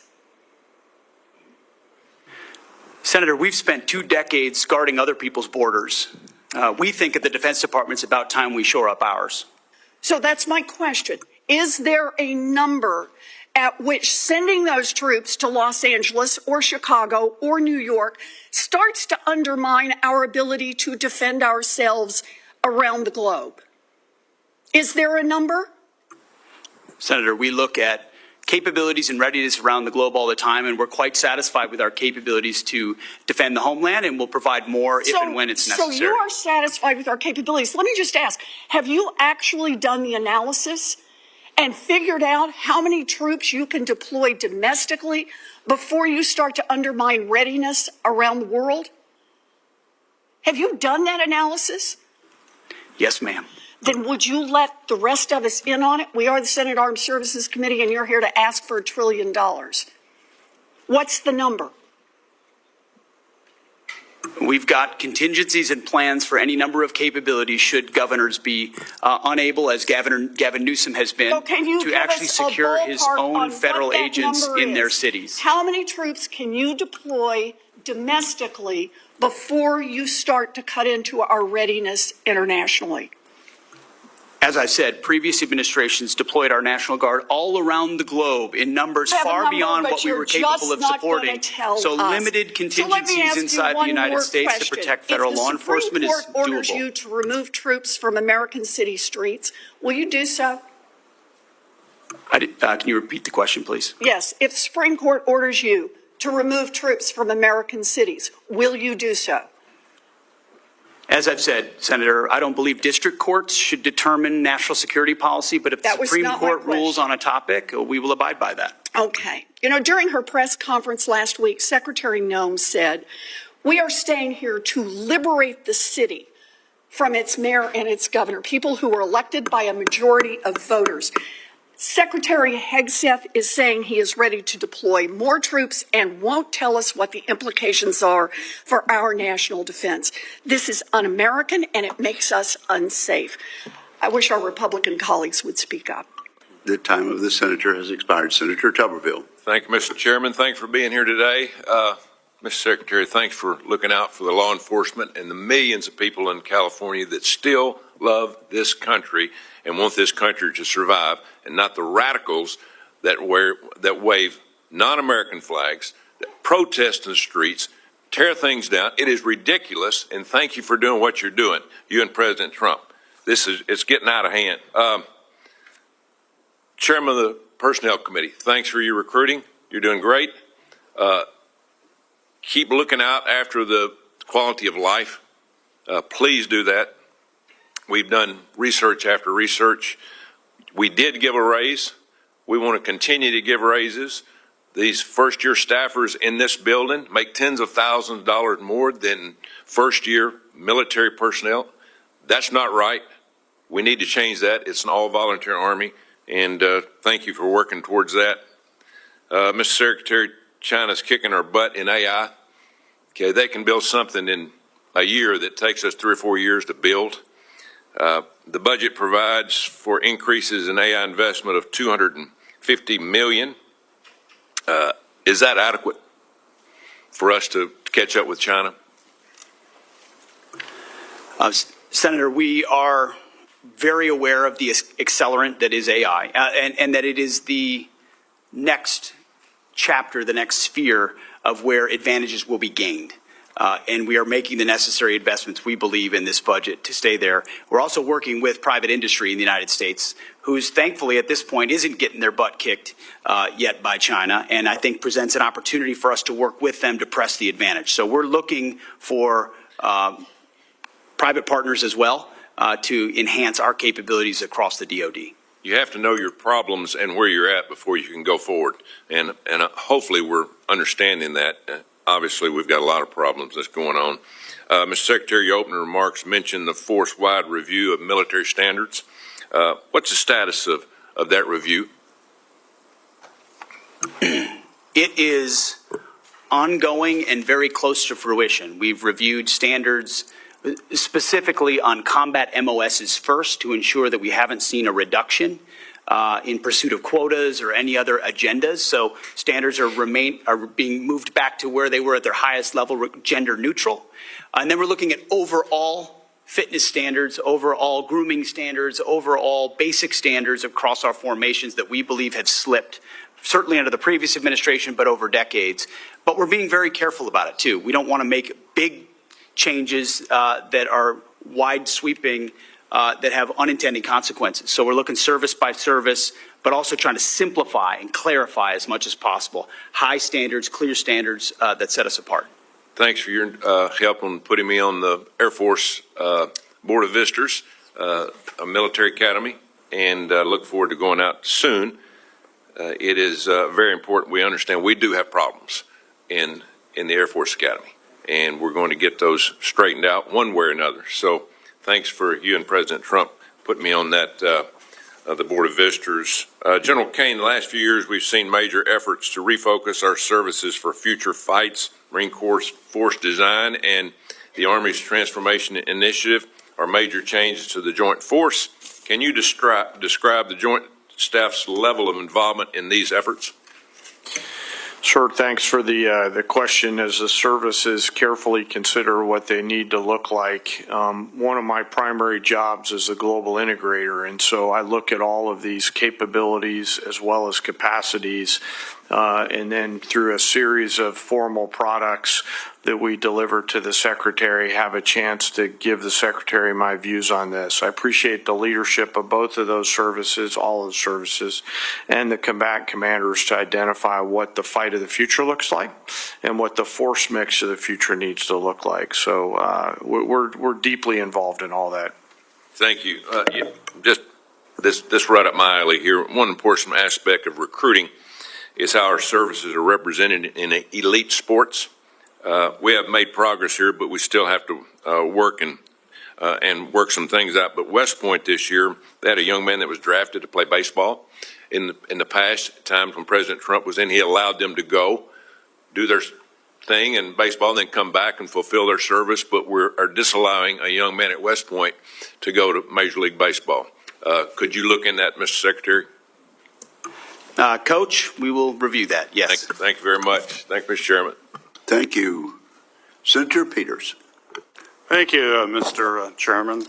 General Kane, both before and during your confirmation hearing, we discussed your commitment to duty and to adhering to the Constitution as well as your oath of office. And I certainly appreciated your reassurance that you will remain, quote, a nonpartisan leader through and through, unquote, with one of your top priorities being maintaining the independence of the U.S. military. Along with remaining apolitical, I'm sure you will agree that fostering a stable, mission-focused environment is essential to leading the Department of Defense. So my question for you, sir, is can you please share with this committee and the American people what your approach to leadership as chairman of the Joint Chiefs of Staff is?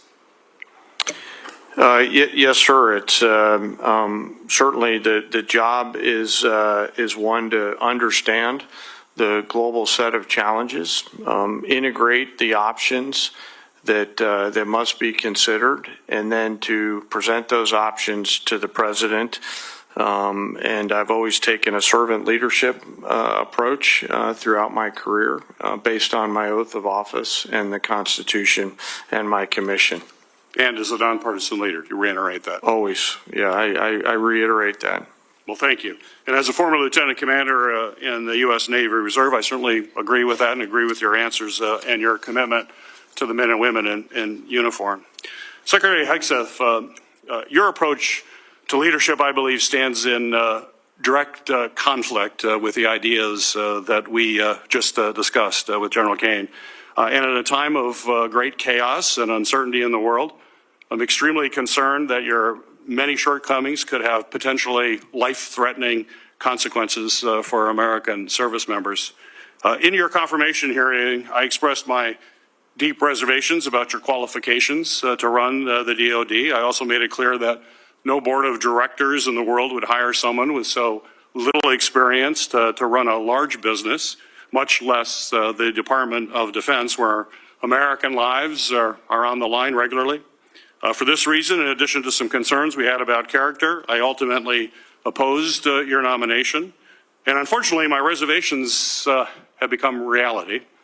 I know my colleagues have touched on some of these issues, but to briefly summarize, you have failed to set the example, or lead from the front, as you like to say. And this includes prompting a leadership and oversight vacuum at the department by firing qualified uniform leaders without cause, creating loyalty tests and leak investigations that have led to 5 of your senior advisors resigning or being fired, sharing classified military details on an unsecure app during operations in Yemen that included unauthorized individuals on at least 2 separate occasions, and revoking the DoD personal protection detail for both Secretary of Defense Mark Esper and the former chairman of Joint Chiefs Mark Milley, putting their safety at risk while they are still under threat from Iran. We have seen time and time again how your conduct, lack of personal responsibility, are harming readiness, reputation, and professionalism of our military. At a time where Israel and Iran are in open conflict and our adversaries in Russia and China will exploit any weaknesses, unfortunately, my worst fears about your leadership shortfalls, unfortunately, have been realized. Secretary Hegseth, I firmly believe that accountability from leadership is vital in all sectors, not just in the military. And demonstrating to your subordinates that everyone plays by the same rules helps to build trust and open communications within your team. And those two things are extremely important. And I know that you share my desire to ensure that we're holding our senior leaders accountable for actions. And during your nomination hearing, you stated, quote, accountability is coming because everybody in this room knows if you are a rifleman and you lose your rifle, they are throwing the book at you, end of quote. You also said that leadership has been unwilling to take accountability. And I couldn't agree more on how important accountability is. As we all know, at the request of this committee, the Department of Defense Inspector General launched an investigation into your use of Signal, an unclassified commercially available messaging application to discuss information pertaining military actions in Yemen. So given your focus on accountability, how will you demonstrate this accountability to the men and women in the U.S. military if the Inspector General finds that you improperly disclosed information? That assessment is pending at this time. That is a hypothetical question, but the gentleman's time has expired. I think your answer is clear. You are not going to be held accountable. Thank you very much, Senator Peters. Senator Mullen. talk about accountability. I wonder who was held accountable for the disastrous withdrawal out of Afghanistan, where 13 soldiers died and we left thousands of Americans behind underneath Secretary Austin's lead. Did one person get held accountable during that time? I don't know of anybody that got held accountable for Afghanistan withdrawal. But let's talk about that. And let's talk about the turmoil to which my colleagues on the other side of the dais wants to talk about. Let's talk about that turmoil. Underneath Secretary Austin, who was a general, by the way, you had the lowest morale measured in our military history. You had retention absolutely disastrous. You had recruitment that wasn't even meeting lowered standards that you guys lowered. But let me see the contrast now. We have the highest morale that's been measured in decades in the military. We have recruiting numbers that are exceeding expectations that we've had. We have our enemies that fear us once again, and our allies that love us because they can trust us. But that's not the narrative, Secretary Hegseth, that our Democrat colleagues want to draw. But how short-minded is your memory? It was just a few months ago that you was supporting a commander-in-chief that you guys were covering up for or flat out lying about. Who was in charge? And that was a commander-in-chief. Oh, but let's not talk about that. Instead, let's just point fingers at something that fits a narrative. You want to talk about war powers or the fact that during our reposturing in the Middle East against Iran, which would have never taken place if our colleagues on the other side would have held the administration accountable while they were giving billions of dollars back to Iran and knowing good and well during the briefings that they were actually trying to develop a nuclear weapon, but we turned a blind eye to that, and now the mess that was created by the Biden administration, this administration, or the Trump administration, and the leadership of Secretary Hegseth is simply trying to clean up. But forget about the past. Let's talk about this. Oh, let's talk about reposturing, by the way. And wasn't it Secretary of the Navy, Del Toro, that came to us and said that he was fighting the largest naval battle since World War II? Did anybody in this dais authorize that? That was his words, who sat right there where Secretary Hegseth was, and I laughed. And I said, I didn't think the Houthis had a navy, so why are we fighting a naval battle there? And did you guys complain about it? Did you guys say one thing about it? Nope. You just sat there. Because, hey, it didn't fit your narrative, but this one does. And anyone want to start talking about the National Guard and the Marines, didn't President Eisenhower deploy troops or federalize troops in Arkansas in 1957 and also deploy the 101st Airborne because the governor then refused to protect civil rights and personal property? Yeah. What about President Kennedy in 62 and 63? That also did it because Mississippi and Alabama refused to do the same thing. And so since the governor at that time refused to protect citizens and the property, he federalized the National Guard. Oh, let's think about 65 too, because LBJ did the exact same thing. But that's history. But yet it's extremely important to the context of what you guys are claiming to be done here. But that doesn't fit the narrative that you guys want to put out there. History is history. Look back at it if you want to or not. But keep in mind, every time you're pointing fingers here, you got 3 fingers pointing back at you. Because the previous administration, you guys 100% turned a blind eye to and did nothing to hold them accountable. Nothing. So don't sit up here on the dais and pretend like you're trying to hold the administration accountable now because you didn't for 4 years. You literally covered up for a commander-in-chief that was absent. Absent-minded and absent leadership. And you guys did absolutely nothing. Even your left-leaning media is saying it was the worst cover-up possibly in political history. Yet nothing from you guys. You all should be ashamed of yourself. Literally, you should be ashamed of yourself. I yield back. Thank you, Senator Mullen. Senator Rosen. I yield my time to Senator Duckworth. Senator Duckworth. Thank you, Mr. Chairman. In response to my colleague from Oklahoma, I believe the Secretary of Defense has just responded last week and admitted that the $1 billion mission that he led against the Houthis, who do not have a navy, has not restored the transit of U.S. flag commercial vessels through the Red Sea, and in fact has resulted in the loss of 2 F-18 Hornets to the tune of $60 million apiece, as well as, I believe the last count was 7 Reaper drones to the tune of another $200 million. You are blowing through money like my fellow cadets and I did in our first Liberty after basic camp. Luckily, I didn't end up with a questionable tattoo. Your failures, Mr. Secretary, since you've taken office has been staggering.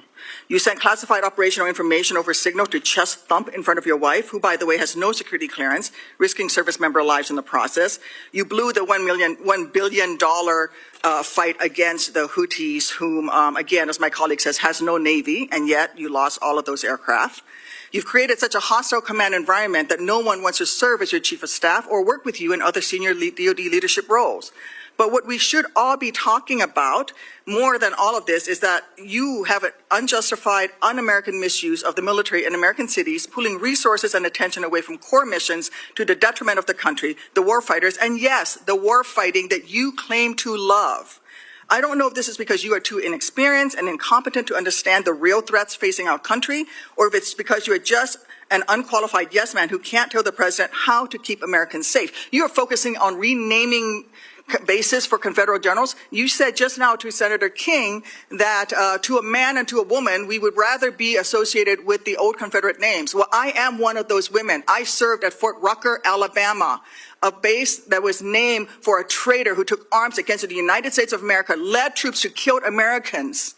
It was renamed for Mike Novosel, a Medal of Honor recipient, who in his citation for the Medal of Honor includes that he saved 29 American lives, to include hovering backwards in a helicopter towards an enemy bunker where a wounded American was laying and saved that person, including after being taken fire himself. I know a little something about what it takes to fly a helicopter when you've been hit by enemy fire. That was heroic. I'd rather be associated with Mike Novosel than a failed Confederate traitor.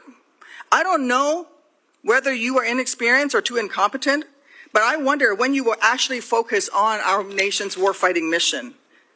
We know that California is just a deliberate, systematic, political and dangerous campaign led by you.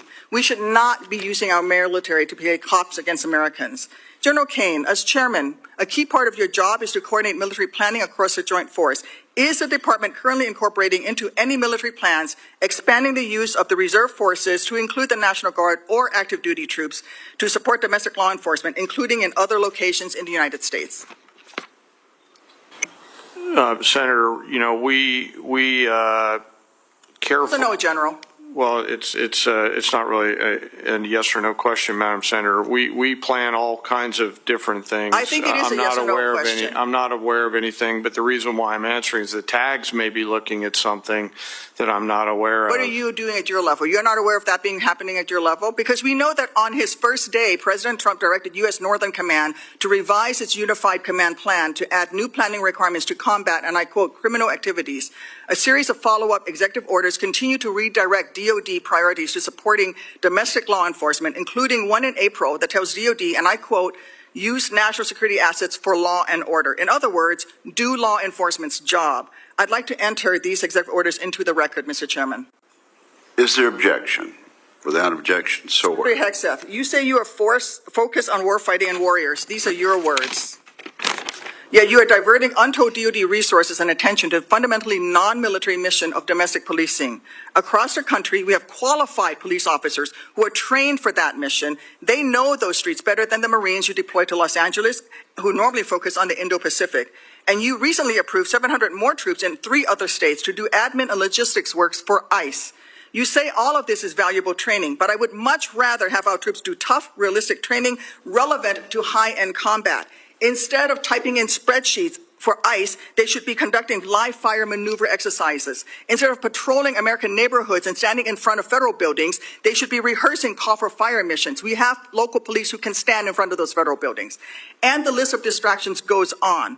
You are encouraging the DoD workforce to go work for DHS in increasing numbers. You're pulling the military away from facing foreign enemies who literally say things like death to America.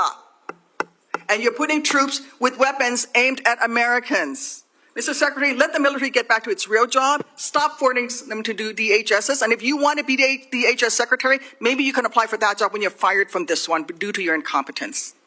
The senator's time has expired. Senator Budd. Thank you, Mr. Chairman, and thank you all for being here.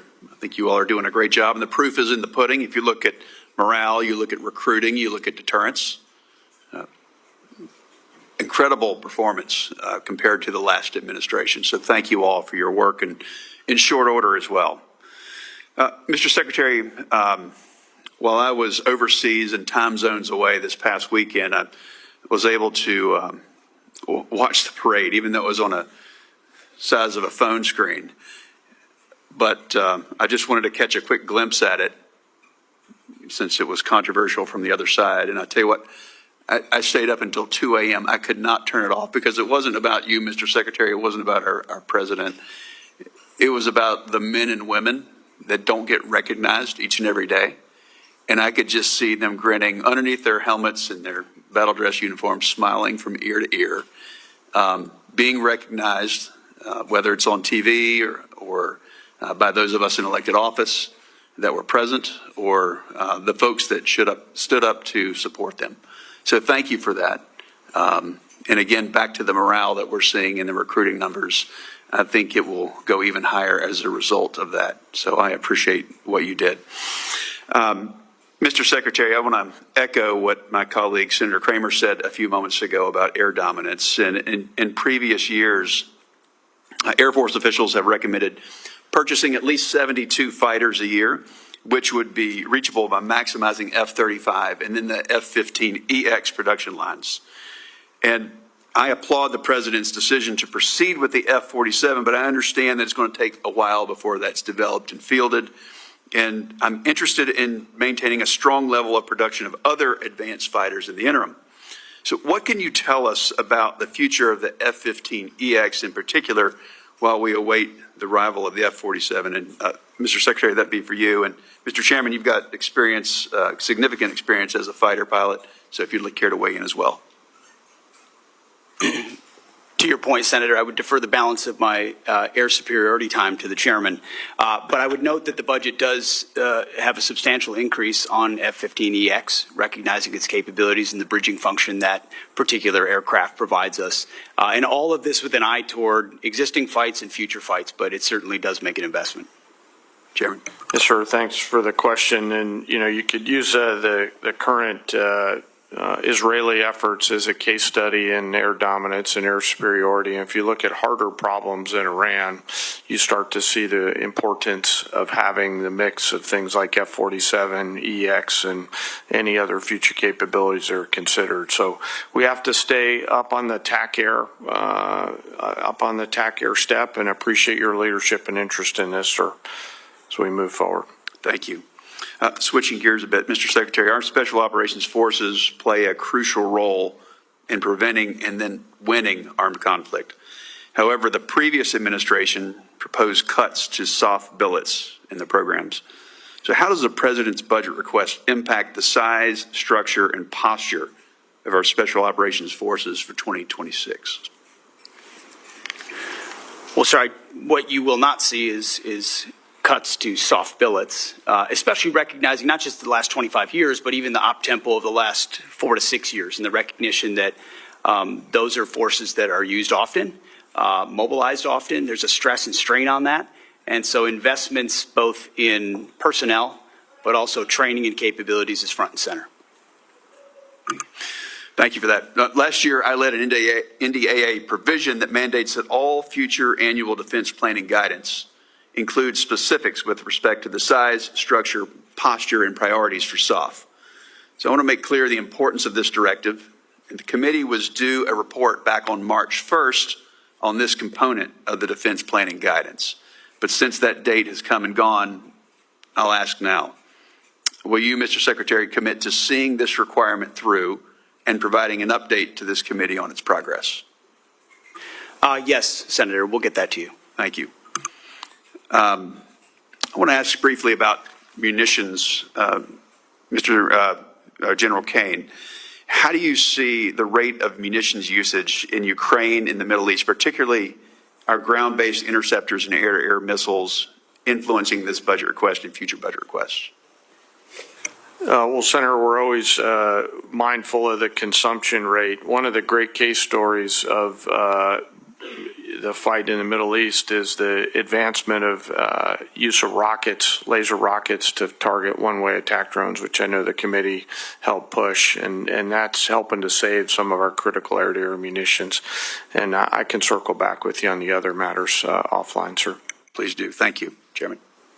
Thank you very much. Senator Kelly, Senator Rosen yielded her time to Senator Duckworth, who was scheduled to be last. Do you think we ought to go ahead and let Senator Rosen ask questions right now? 100%. Absolutely. Senator Rosen, you are recognized. I thought I would just create a stir down there. No, I thank you to my seatmates on both sides. Thank you, Mr. Chairman. We take care of each other. And again, thank you, Chairman Wicker, Ranking Member Reed, for holding this hearing. Mr. Secretary, we have a short amount of time, so I'm just going to ask a few simple questions, and I would just appreciate if for some of them, you would just answer yes or no. And so, Secretary Hegseth, would you agree that every senior official in the Department of Defense must reflect the values and conduct that our service members must uphold and our citizens expect? Senator, we want to uphold the highest possible standards. I'll take that for a yes. So would you also agree, then, that anti-Semitism and anti-Semitic conspiracy theories have no place in our government or military? Yes or no? They should not. Thank you. So would you also agree that anyone who has posted, and I'm going to quote, anti-Semitic conspiracy theories lifted right out of a neo-Nazi playbook, end quote, shouldn't be anywhere near a position of power? Yes or no?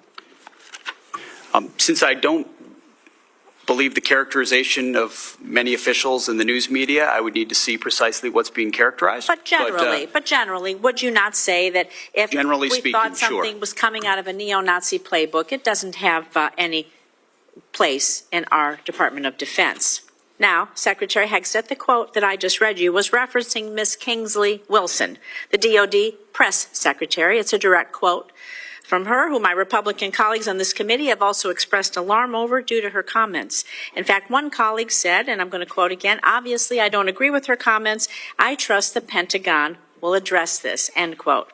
However, in the months since, not only have you not addressed these anti-Semitic comments, you have promoted Ms. Wilson. This seems to be at odds, honestly, with President Trump's commitment, very public commitment to combat anti-Semitism, which you just said you two agreed with.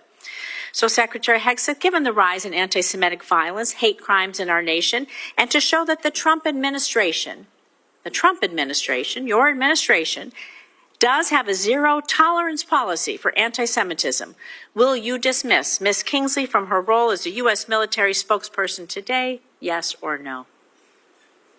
Again, that's why I referenced the context and characterization. But we'll send you the quote, I've worked sir. directly with her. She does a fantastic job, and there's any suggestion that I or her or others are party to anti-Semitism is a mischaracterization attempting to win political points. Sir, and I'm going to say Senator, that you're your attempting to lack win of an political answer points on the backs of confirms what we've mischaracterizing known the all statements of a along. member The Trump of my administration department, is not serious. and I'm not going to stand for for that. You are not a serious person. You are not serious about rooting out, fighting anti-Semitism within the ranks of our DOD. It's despicable. You ought to be ashamed of yourself.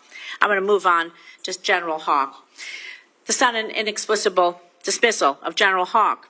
He serves both Director of the National Security Agency, Commander of U.S. Cybercom. It's deeply concerning, raises significant questions about the decision-making process, its potential consequences.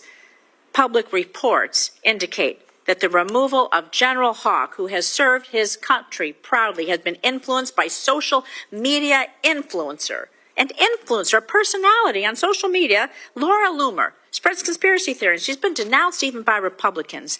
And the idea is that any leaders within our agencies responsible for our nation's security, somebody would be dismissed based on the advice of a social media influencer is alarming, to say the least. It's surely not how we should be running our military. So were you consulted regarding General Hawk's dismissal, yes or no?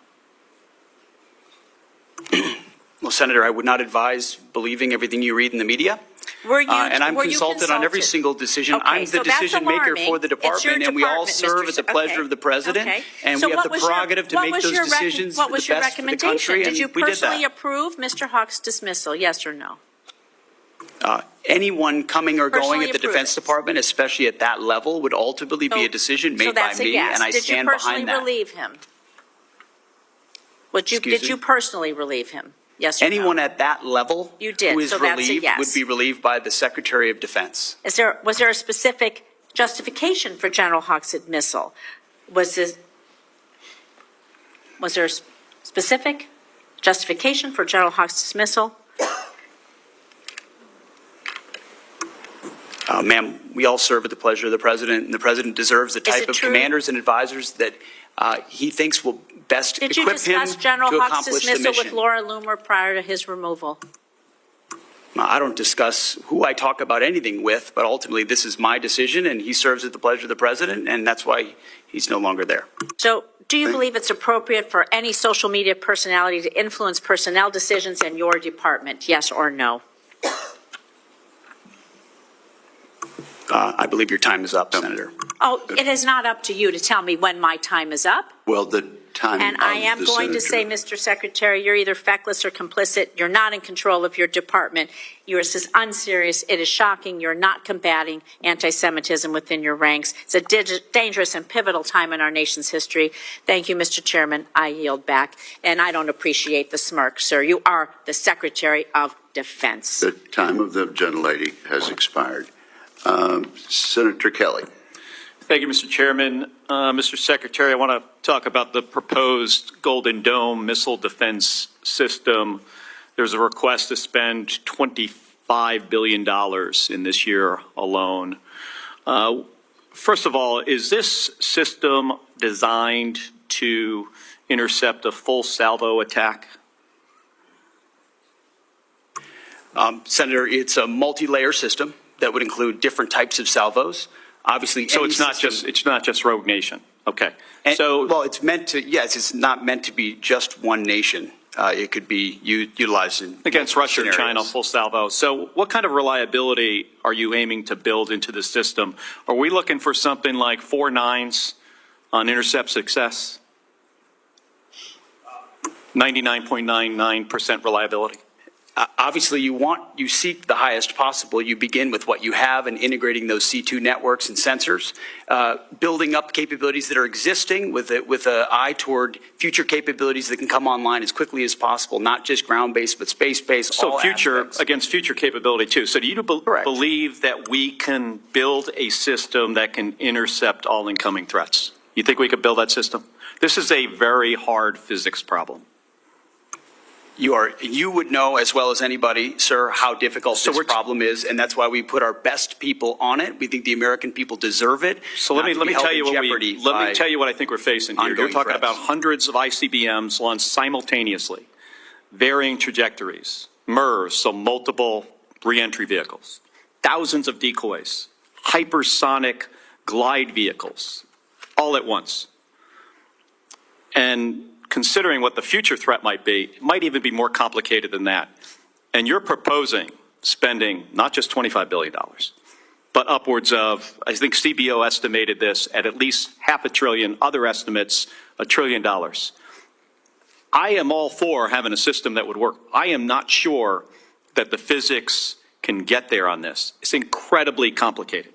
So I want to get to another issue that you're facing here. How much of the staff of the Office of the Director of Operational Test and Evaluation did you cut? After collaboration, sir, with the service departments, the Joint Staff, and others, we identified that as a place where there were redundancies and multiple additional layers that I'll were tell you what you unnecessary. cut. You cut So 74%. Most of it. That's what I was going to say. Most of it. And was your decision to cut more than half of the Pentagon's testing and evaluation office staff driven in part by concerns about the office's plan to oversee testing of Golden Dome? The concerns were not specific to Golden Dome, sir. It was years and years of delays unnecessarily based on redundancies in the decision-making process that the services, COCOMs, and the Joint Staff, together with OSD, identified as a logjam that was not helping the process. To get the reliability we would need, you need something that's at 4 nines, 99.99% reliability, with all these challenges. And you cut the staff of the people who are going to make sure this thing works before we make it operational, before we give it to the warfighters. You got to go back and take a look at this. But I also strongly encourage you to put together some, before we spend $25 billion or $175 billion or $563 billion or $1 trillion, put together a group of people to figure out if the physics will work. You could go down a road here and spend hundreds and hundreds of billions of dollars of the taxpayer money, get to the end, and we have a system that is not functional. That very well could happen. And you're doing this just because the president, and I understand your role as the Secretary of Defense. You got to execute what the president says. But this idea, might not be fully baked. And you can get in front of it now and figure out and find out if you put the right physicists on this. And I'm not saying go to the big defense contractors. I'm going to scientists, and I know there's a questionable relationship with this administration and scientists, but go to some scientists, figure out what we would have to do to build a system, and then make smart decisions before we spend hundreds and hundreds of billions of dollars. Senator, we're doing that, leveraging existing technologies and not premising the project on aspirational technologies, what we can actually do, and would welcome. Well, $25 billion in the first year is a lot of money. That's more than just figuring out if we have the ability to build a system that can handle a full salvo threat, hypersonic glide vehicles, MERS, thousands of decoys. Thank you, Mr. Thank Chairman. you, Senator Kelly. Senator Sheehy. For General Kane, curious of your thoughts. Now you're in the chair officially. China's building ships about 230 times faster than we do. Our ability to scale our maritime industrial base has been the subject of much discussion. And my biggest concern is we could give the Navy unlimited funds right now, and even that wouldn't be able to fix the problem we have within the existing paradigm. And we have to rethink how we acquire, deploy, and maintain our Navy. As we approach potentially a new CNO taking the seat here, what are we doing at the department level to explore alternative ways like leasing a Navy, like giving private industry the incentive to build stable requirements, towards stable requirements with consistent engineering specs so that they can build to these requirements, let private industry take some risk and extend themselves on this so we can benefit from the ability and the agility of private industry to solve problems quickly. Well, sir, thanks for your question. I share your concerns about how fast we're building ships. I'm encouraged, though, by the leadership that the Deputy Secretary of Defense, the Secretary of the Navy, the current acting CNO have all been leaning into this, as well as the other parts of the department, acquisition and sustainment, and research and engineering. I've not heard yet on a leasing discussion. As you know, as a former aviation business owner, there's ops leases and things like that offer capability at different models. There's been some experience of that on the Hill before. I'm thinking back to Senator McCain had some strong views on leasing in a prior life, but I would defer that conversation to our OSD colleagues or who would drive that. Okay. Well, I think we have to think outside the box, and that's true on all defense acquisition programs, and I welcome either of your thoughts as well. Senator Warren and I actually have recently partnered on an initiative that is praising what Secretary Driscoll's done at the Army side to expand the flexibility of the services to have more alternative pathways. I go back to our MRAP program about 15 years ago, a program which saved my life and the lives of many other servicemen, I'm sure in this room as well. So finding alternative ways to acquire things is really what we have to do now. And if we continue to try to jam, a turkey into the garbage disposal and just give more and more money to a process that frankly has been failing for decades. I think we need to try to fix the process first. And I'd be curious as to either of your thoughts, open response as to what we can do immediately here to start reforming our defense acquisition paradigm so we can keep pace with, it's not a near peer threat with China, they are a peer. So it is a peer-to-peer threat. How are we going to reform our industrial base to keep pace with it? Sir, I think this could be a much longer conversation, which I'm happy to have with you. I note that the lineup of leaders that we have in the Congress right now, here in this committee and the other side, the leaders in the department, the leaders in industry, it feels like we have the team now who will actually move the ball, grab a hold of that entrepreneurial spirit that America is so well known for, and get after it. We cannot, I'm mindful of the work that's been done before. We cannot continue to move on the same trajectory, and we must get after this.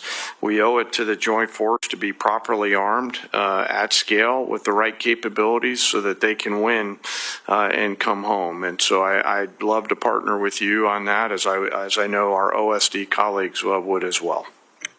Well, in the speed at which we've solved our recruiting challenges, hopefully we can do the same thing with the ability to make bullets, bombs, artillery shells, planes, and ships, because we owe it to the 17, 18, 19-year-old kids who are going to be fighting these systems on the front line to make sure they have enough of them to replace attrition, and also that those systems are as good as they can be when they need them. Thanks for your time today.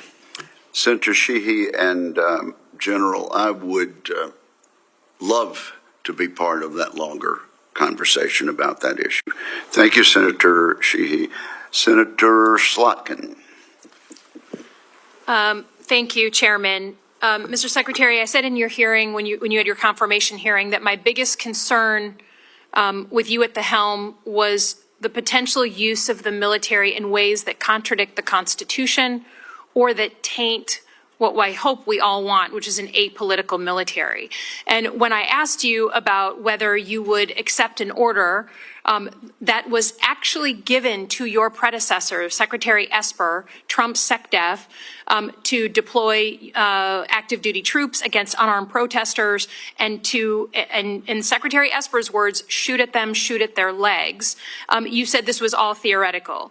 Here we are, a few months later, you've deployed 4,700 troops to Los Angeles and against the wishes of the governor. And my colleague across the aisle was right. It is the first time since 1965 that we have deployed Guard troops without the permission of the governor. In all the instances he laid out, the president had sent in the military to protect protesters, not against the protesters. So you may dismiss it, but I feel like this is a fundamental issue of American democracy. If you love your country and you want an apolitical military, then it should be the last resort, not the first resort in our country to use them. So to get to the non-theoretical, have you authorized the uniformed military to detain or arrest protesters in Los Angeles? Senator, I would just start by saying you're not a protester if you're throwing concrete 100%. at law Arrest those enforcement people. officers. Throw them in the jail. 100%. But what you're doing is something different. Everyone knows this is a political decision, right? So we don't trust that you're using the best interests of the military, certainly, and of democracy on top of that. So have you given the order? That's all I want to know. It's not theoretical. For the U.S. military, not law enforcement. They can arrest all day long. That's their job. Do they have the ability, the uniformed military, to arrest and detain protesters currently today? It's a yes or no thing. Authority. It's sort of amusing the extent to which the speculation is out there. These troops are given very clear orders. Then what is the order? Then list it out for us. Be a man. List it out. Did you authorize them to detain or arrest? That is a fundamental issue of democracy. I'm not trying to be a snot here. I'm just trying to get the actual. Did you authorize them to do that? All of these orders and what they're sent there to do are public. They are there so say it. So say it. Yes or no. I'd like to. Please, yes or no? As I've said time and time again through interruption, they're there to protect law enforcement. Do they have ICE the ability to arrest? Who are trying to do their job, deporting illegals who were allowed in by the previous administration. So they cannot arrest and detain citizens of the United States, the uniformed military. As we've stated, if necessary, in their own self-defense, They could temporarily Okay. detain and Have hand you- over to ICE, but have there's you no given- arresting going on. you- And you know this better Have than you you're trying to authorized play the political U.S. games. military There's to no use arresting cyber of U.S. tools personnel. of the U.S. military against members of the protest? Have you authorized U.S. military cyber tools to investigate people participating in these protests? Yes or no? Certainly in no way that I'd be aware of. Okay, that's good. I love that answer. That's great. Have you given the order to be able to shoot at unarmed protesters in any way? I'm just asking the question. Don't laugh. Like the whole country. And by the way, my colleagues What is across that the based aisle. on? What evidence would you It have is that an based order on like that Donald has ever Trump been given? giving that order to your predecessor, to a Republican Secretary of Defense, who I give a lot of credit to because he didn't accept the order. He had more guts and balls than you because he said, I'm not going to send in the uniformed military to do something that I know in my gut isn't right. He was asked to shoot at their legs. He wrote that in his book. That's not hearsay. So you're poo-pooing of this. It just shows you don't understand who we are as a country, who we are. And all of my colleagues across the aisle, especially the ones that served, should want an apolitical military and not want citizens to be scared of their own military. I love the military. I served alongside my whole life, so I'm worried about you tainting it. Have you given the order? Have you given the order that they can use lethal force against honor? I want the answer to be no. Please tell me it's no. Have you given the order? Senator, I'd be careful what you read in books and believing it, except for the Bible. Oh my God. So your former predecessor, I guess that's not enough for you. Okay, on Iran. I don't think there's a debate. There's like a cat fight going on in your own party about whether to go after Iran. Have you commissioned any day after planning? So any force protection, any use of ground troops in Iran, any cost assessments? Because I don't think we doubt what we can do as a country in the attack. It's the day after with Iraq and Afghanistan that so many of us have learned to be so deeply concerned about. Have you authorized day after planning? As I've said, we have plans for everything, Senator. Okay. And I would also reiterate how we began, that there will be a classified portion of this 15 minutes after we adjourn. Senator Banks, you're recognized. An apolitical military. Secretary, wouldn't you say that in the last administration under Joe Biden, Secretary Austin, Mark Milley, we've never seen the military politicized in a way that it was over those 4 years?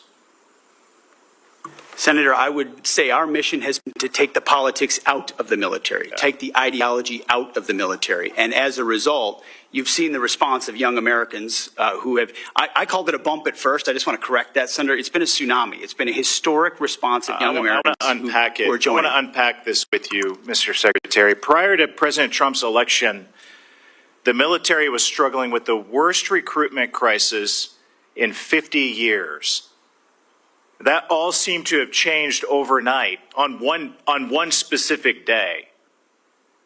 And the chart shows it. The Army doubled its recruitment from November of 2024 to the previous November. The Navy, the same thing. The Navy's recruitment skyrocketed 80% from November of 2024 to the previous year. Mr. Secretary, what changed? There was an election, Senator. Why does that matter? Because leadership matters, sir. Belief in your country matters. Having the back of your troops matters. Setting a clear mission matters. Ensuring that if troops are used, it's for a clear, defined mission. It's funding them properly. It's giving them the proper authorities to execute. Americans watch what happens with their political and military leadership. And in President Trump, they understand they have a commander-in-chief that has their back, that loves the country, that loves them. Our job has been to reflect that through the department by getting rid of all the distractions, by enforcing the basics, by getting back to standards and readiness.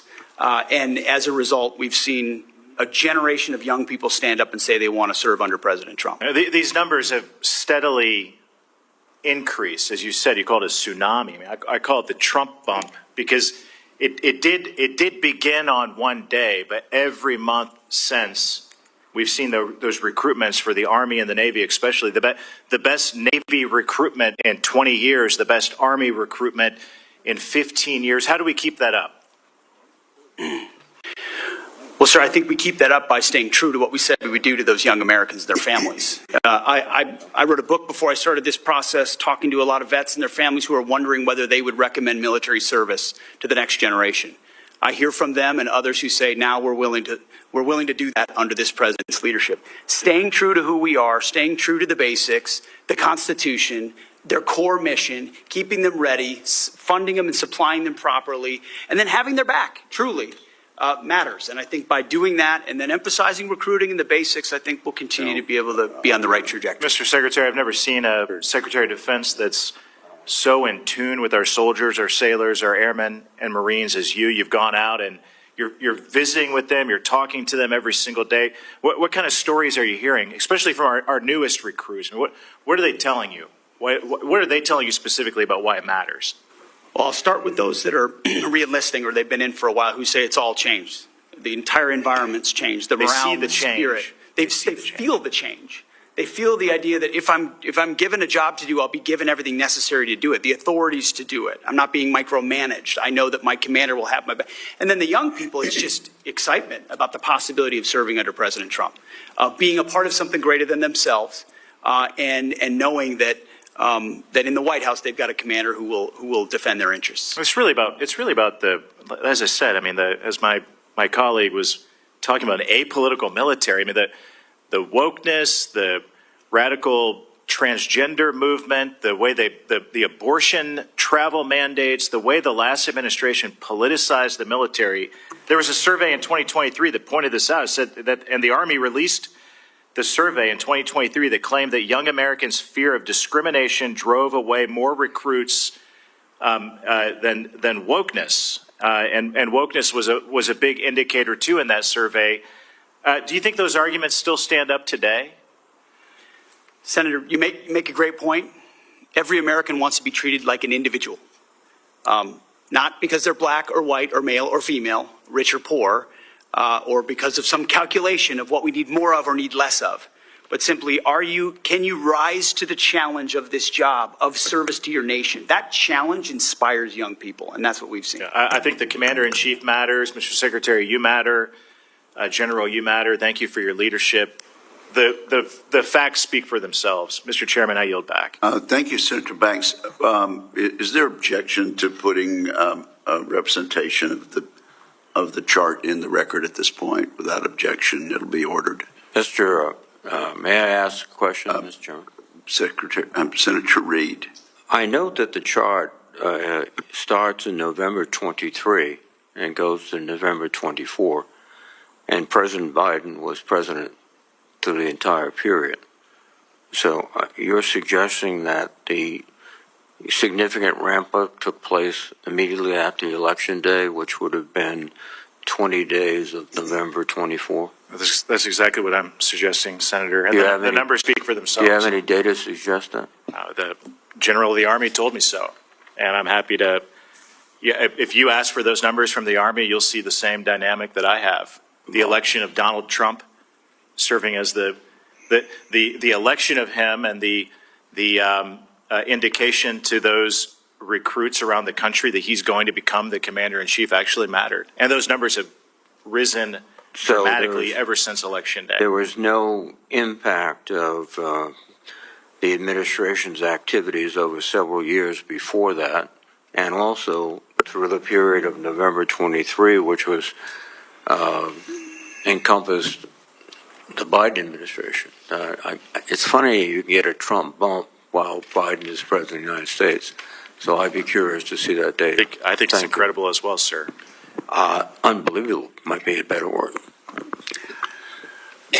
Are there further questions? We're sort of now into the second round of questioning.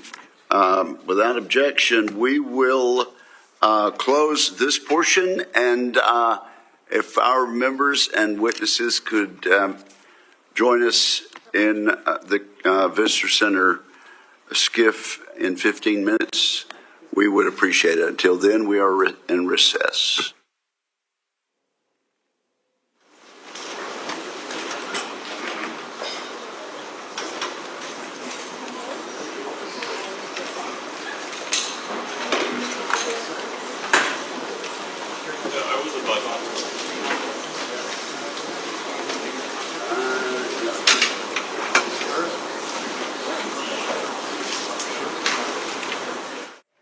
Later today, Federal Reserve Chair Jerome Powell will have an update on interest rates and the U.S. economy after meeting behind closed doors with other Federal Reserve officials. You can see the news conference live at 2:30 p.m. Eastern on C-SPAN, C-SPAN Now, our free mobile app, or online at cspan.org. Weekends on C-SPAN 2 are an intellectual feast. Every Saturday, American History TV documents America's story. And on Sundays, Book TV brings you the latest in nonfiction books and authors. Funding for C-SPAN 2 comes from these television companies and more, including Charter Communications. Charter is proud to be recognized as one of the best internet providers, and we're just getting started, building 100,000 miles of new infrastructure to reach those who need it most. Charter Communications, along with these television companies, supports